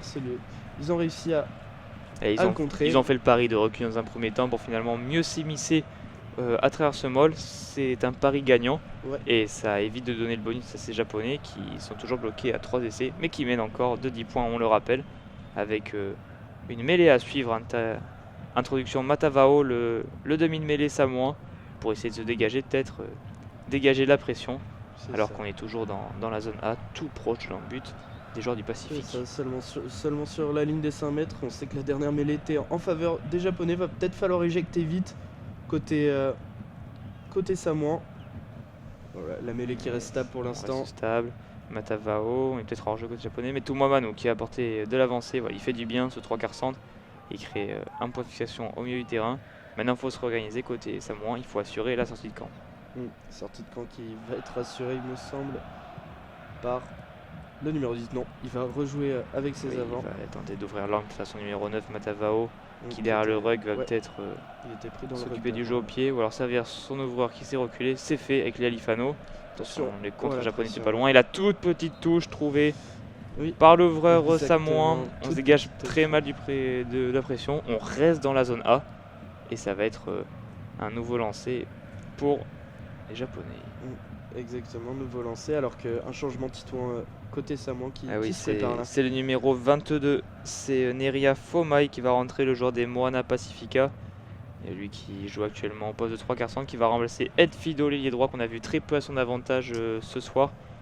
Et on va voir comment on va se réorganiser. Foma qui risque de passer à l'aile. Est-ce que Toala qui joue au centre depuis tout à l'heure va passer à l'aile? Non, finalement c'est Neria Fomai, le casqué, qui va prendre la place du numéro 14. Et voilà, nouveau lancé maintenant dans la zone A, bien capté par Leach. Une nouvelle fois, ça combinaison un peu ratée, mais la balle est toujours conservée à l'entrée des 22 mètres, à l'entrée de la zone A. Toujours conservée par les Japonais qui vont sans doute utiliser les avants. Ouais, c'est fait Ouais, les pour hommes avancer. les hommes de Jamie Joseph qui sont vraiment très bien en place. On les voit, la redistribution est parfaite. Exactement, et là on avance avec Leach. On écarte côté droit avec le numéro 10, passe une passe sautée, sautée. un peu ratée. Matsushima qui récupère la balle, il est capable de... Attention, dans créer le des désordre, lui, étincelles. il peut faire mal. Ouais, et non, là il a bien été plaqué par le Le talonneur contre-rug remplaçant. tenté, non, c'est ballon gardé. Très bonne sortie de balle de Saito. On une nouvelle continue, fois. on a cependant un peu reculé côté japonais. Allez, nouvel avantage. Ouais, hein, nouvel avantage, oui, et ils se mettent encore. encore à la faute là, les Samoans. Alors, je pense qu'on a passé le cap des 12 pénalités, des 10, des 12 pénalités peut-être Je pense à aussi, hein. l'encontre des joueurs du Pacifique. Et là, cette fois-ci, c'est le numéro 20, Motuga, qui a fait une belle rentrée jusque-là, qui se met à la faute. Ça fait beaucoup. On peut pas gagner un match de rugby en faisant autant de C'est fautes. clair, là, va falloir retravailler la discipline pour le dernier match Samoan. Là, deux cartons, un carton jaune, un carton rouge. Maintenant, avec Tant de pénalités. une dizaine de pénalités, ouais, alors que les Japonais veulent assurer cette victoire et gagner ce match, alors que des nouveaux changements aussi se préparent côté japonais. On va amener du 109. Ouais, on a vu que Matsuda avait indiqué les poteaux. Il veut assurer le succès à son équipe. Il se situe dans la zone B, à environ 30 mètres face au poteau. Vu les coups de pied qu'il nous a passés depuis tout à l'heure, ça devrait pas lui poser grand problème au numéro 10 nippon. Exactement. Ils ont raison, ils veulent assurer la victoire. Hein. S'ils gagnent contre les Samoa, ils écartent déjà une équipe pour cette deuxième place. Il en Oui, restera ça leur permettrait de jouer une finale la semaine Ouais. prochaine pour la qualification face c'est à ça, l'Argentine. un match décisif contre l'Argentine. Un match qui sera à suivre dimanche prochain à 13h. Et pour l'instant, c'est 3 points qui sont rajoutés par Matsuda. Et oui, c'est ça, un match que vous pourrez retrouver aux commentaires de l'ASA. Et oui, 3 points de plus là pour Matsuda qui enquille ce soir. Et donc là, on est sur un score de 28 à 15. Ouais, 13 Avec, points inscrits par Matsuda au pied, c'est très exactement, important d'avoir un avec buteur. C'est ça, avec de nombreux changements. Avec le centre qui est sorti, Nakamura, le numéro 12, remplacé par Tomoki Osada. Michael Leach aussi laisse sa place. Tout comme Saito, le numéro 9, Ouais. qui sort dans un très bon match. Et Fukuda qui n'était pas sur la feuille de match au départ, qui fait son entrée. Oui, Saito, entrée de dernière minute. On le rappelle, la blessure de Nagare et au final, attention Attention au au contre contre, là. peut-être un ballon et un avant. Il y Un avait un avance à avant au moins. départ, mais ça va être très, très bon match de Saito ce soir qui a bien mené à la baguette le jeu japonais qui leur permet de mener pour l'instant. Il y a aussi, on peut reparler du sortant Michael Leach, le Ouais, numéro 6. quel match de Michael le Leach, une nouvelle vétéran. fois. Excellent, auteur d'un essai magnifique en coin et surtout en touche. Il a dominé les airs. Ouais, c'était dire. une très très belle performance de celui qui est là depuis de longues années au sein de la sélection japonaise, un des hommes de base du collectif fait par Jamie Joseph. Il était déjà là à l'époque d'Eddie Jones, qui est maintenant manager de l'Australie. Il était déjà là en 2015, Michael Leach, un très grand joueur de rugby, et il fait partie de ces briscards japonais qui mènent 28-15 contre les Samoa, avec une introduction à suivre pour le demi-mêlée rentrant Fukuda dans la zone C. Exactement, et Eddie Jones, qui d'après certaines rumeurs pourrait revenir à la tête de l'équipe du Japon. Oui, tout à fait. On verra après le mondial. Pour l'instant, on se concentre sur le jeu japonais. Mais tout à fait, ça serait pas une grande surprise que de revoir Eddie Jones à la tête de la sélection nippone dès l'année prochaine. C'est la mêlée japonaise qui a été sanctionnée par monsieur l'arbitre alors qu'on était dans la zone C. Et là, ça offre une possibilité de revenir au score pour les Samoans. Tout à fait. Et Alifano qui a trouvé une bonne touche là dans les 22, dans la zone D. Dans la zone D des Japonais. Et là, c'est un lancer à suivre pour Sama Malolo, le talonneur remplaçant. On est à environ une quinzaine de mètres de la ligne d'un but japonaise, alors que c'est un peu confus là. Le talonneur qui n'a pas voulu lancer, le couloir n'a pas été trop respecté. Monsieur Piper qui a fait respecter les règles du rugby, les règles d'alignement au de paquets d'avant. Et d'ailleurs, Riki Yamatsuda, le numéro 10 japonais, qui lui aussi a cédé sa place à Sung-Sin Lee. Le nouvel entrant. Sung-Sin Lee, un très jeune demi d'ouverture, mais très talentueux. Il aura que 4 minutes pour montrer son talent, mais nul doute qu'on entendra encore parler de lui à l'avenir. Alors que la touche n'est pas très bien assurée par les Samoans qui ont perdu 5 mètres encore. Il a été bien capté. Et on va écarter maintenant. Et Matavao, le talonneur qui fait un grand travers, qui a été bien plaqué encore une fois là. C'est la défense japonaise qui est quasiment infranchissable dans cette partie. Alors que là, quand il suffit que je dise ça pour que Sama Malolo gagne 10 mètres supplémentaires, on est rentré dans la zone D, on est plus très loin de la ligne d'en but. McFarland, un nouveau temps de jeu. Matavao qui va relever une nouvelle fois le ballon. On traîne un peu dans la zone des rugs japonaises. Avantage donné par Monsieur Piper. Matavao une nouvelle fois. Il peut servir Motuga. Motuga, est-ce qu'il peut libérer les bras? Non, il fait l'effort. On n'est plus qu'à 5 mètres de l'embut. Encore Matavao. Refoulé le demi de mêlée qui porte un peu trop le ballon. Très bien défendu. Avec Touma Manu sur les petits appuis qui rentre face aux avants japonais. Bien mis au sol.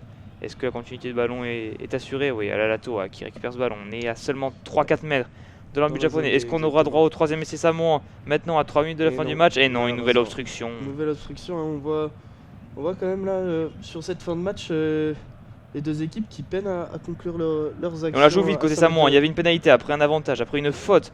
En contre japonais, c'est Malolo qui l'a joué vite à la main. Et ça donne un nouveau ballon d'attaque au Samoan à seulement 2 mètres de l'embut. Allez, peut-être on va donner les Alifano, l'essai du numéro 10, le vieux briscard, 36 ans, l'expérimenté Christian Alifano, mais qui a inscrit cet essai pour peut-être relancer ce match. Ça va être compliqué, il reste 2 minutes. Il faut absolument qu'il passe transformation pour espérer le numéro 10 d'origine australienne. En tout cas, 28-20 pour le Japon. Là, va falloir se dépêcher, c'est pas encore perdu. 28-20, là, il est un peu excentré des poteaux, mais il devrait la passer sans problème, alors que je crois que c'est son homologue, son collègue du centre là qui est blessé, qui était avec les soigneurs, et là il passe la transformation. On est à 28-22, il reste 6 points. En tout cas, ils sont revenus dans le bonus défensif, ça moins, même si ce point ne leur servira pas à grand chose d'ici la fin du mondial. On a vu l'Alifano passer entre deux défenseurs, c'est bien baissé sur les appuis, attendu son bras et a marqué 7 essais dans la zone D, c'est ça, pour ramener les Samoans à 6 points. Allez, 28-22, la transformation est assurée, comme tu l'as dit, face au poteau quasiment, ça n'a pas posé de problème. Alors qu'on soigne un blessé, c'est le centre de la section paloise, Touma Manu, remuant depuis le début de la rencontre, qui risque de laisser ses partenaires. Ouais, peut-être des crampes là. Il a l'air de souffrir, en tout cas on l'a vu omniprésent pour aller dans l'axe, pour aller pilonner la défense japonaise, et à chaque fois qu'il a reçu le ballon, il a avancé, et ils ont été dans l'avancée là, très, très gros pari de la jouer vite à 5 mètres de la ligne, mais au final ça a été payant. Le talonneur Sama Malolo qui a pris ses responsabilités, il le sait, quand il reste 3 minutes, qu'on est mené de 11 points, faut tenter des coups. Il a pas eu peur, il était même mené de 13 points à ce moment-là côté Samoan. Il a pas eu peur, le talonneur des San Diego Legion, qui a quelques touches en top 14 en Pro D2 là. Ça, ne s'étonnerait pas de le voir dans nos championnats au retour de la Coupe du Monde. En tout cas, il a vite joué ce ballon et sur l'extérieur, là, Ifano a éliminé 2 défenseurs pour marquer tout près des poteaux et ramener son équipe à seulement 6 points. Et là, il va reprendre sa place Boitillan. Il me semble là où il a du mal à courir. Ouais, Toumouamano, on l'attend pour qu'il se replace au 3/4 de la section paloise. L'un des facteurs X de cette équipe et ils auront besoin de lui sur cette dernière minute 30 pour peut-être aller chercher un exploit compte tenu du match. Exactement, là côté japonais on va dégager le plus loin possible et c'est Paiwa qui va tenter de relancer depuis la zone A. Depuis la zone A. Avec le rentrant, le numéro 22, Fomai qui a cassé un plaquage. On joue dans le sens avec Malolo encore une fois. Bien repris là, on vient de sortir à peine de cette zone A. Et les japonais qui là vont essayer sans faute de défendre. Ouais, surtout se pas mettre à la faute côté japonais, garder dans le camp et on joue encore dans la zone A. Avec Paiwa qui met énormément de rythme. Manu sur une jambe mais qui arrive à avancer. Non, c'était toi là, excusez-moi. Allez, on est toujours dans cette zone A. Ouais, il reste moins d'une minute maintenant. Il y a Lifano, bien coffré. Il reste une minute, un moindre ballon perdu par les Samoa et ça serait peut-être la perte de ce match. Donc on s'assure sur les transmissions, on raccourcit la longueur des passes et on tente des coups de poker à l'image ce ballon est cassé vers l'extérieur. C'est Alatoa qui reprend de l'avancée. Pour l'instant, défense japonaise bien en place qui ne fait pas de faute. Ils sont bloqués les Samoa. La sortie rapide, Matavao, il y a un peu d'espace, il y a Lifano, oh bien. Quel plaquage. Peut-être un grattage japonais. Et non, on s'est mis à la faute. Et oui, on s'est mis à la faute. Attention, oui. Il a attaqué directement le sol, il me semble, sur son grattage. Et oui, on n'a pas le droit de poser les 4 appuis au sol pour gratter le ballon. On doit le faire toujours en restant sur 2 appuis pour contester les ballons au sol. Et ça n'a pas été respecté par le nouvel entrant numéro 22, Ozada, qui s'est mis à la faute dans cette zone A. Et là, Ifano, le demi d'ouverture samoan, va pouvoir trouver une touche pour peut-être aller chercher le gain du match. Exactement, là, la sirène va retentir dans moins de 5 secondes. Et donc là, peut-être la dernière action de ce match. Allez, une touche dans le camp japonais, dans la zone C. Exactement. C'est le dernier espoir des Samoans, ils sont menés de 6 points. La sirène a retenti. Les supporters samoans en plein stress, là, le suspense est à son comble. Hein. Tout à fait, on pouvait pas rêver mieux comme fin de match. Allez, lancé à venir pour Sama Malolo, Tanner Samoan. Il y a une ambiance de folie ici à Toulouse. Sur le lancer n'est pas assuré malheureusement. Et dans un second temps, non, il n'est pas assuré. Il est récupéré par les Japonais. Est-ce que les Japonais vont aller chercher le bonus ou dégager en touche? On a besoin de se calmer. Et Sang Junli qui va dégager le ballon. C'est la fin du match ici à Toulouse. Victoire du Japon 28-22. C'est mérité au vu de la rencontre et de la discipline samoane. Une très belle victoire japonaise qui joueront une finale la semaine prochaine contre l'Argentine pour se qualifier pour la dernière phase du tableau, pour la phase finale. En tout cas, c'était un très haut match de rugby. C'était un plaisir ce match. Ouais, clairement, c'était un super match. Là, les Japonais qui sont toujours dans la course, à cette deuxième place. Et ils ont fait le job, même s'ils se sont fait un peu peur à la fin. Au final, ça passe. Et ils sont pour l'instant deuxième de ce groupe D. Est-ce qu'ils regretteront ce bonus qu'ils n'ont pas réussi à aller chercher, ce molle qui s'est écroulé à seulement quelques centimètres de l'ambit samoan? Peut-être, l'avenir nous le dira. Mais en tout cas, ce soir, on voit les sourires sur les visages japonais. Une belle victoire 28-22. Un beau match avec 50 points inscrits. Le bonus défensif récupéré par les Samoa sera anecdotique. Mais bon, on a assisté à un beau match. On voit les Samoans qui s'écroulent au sol. Ils savent leur Coupe du Monde.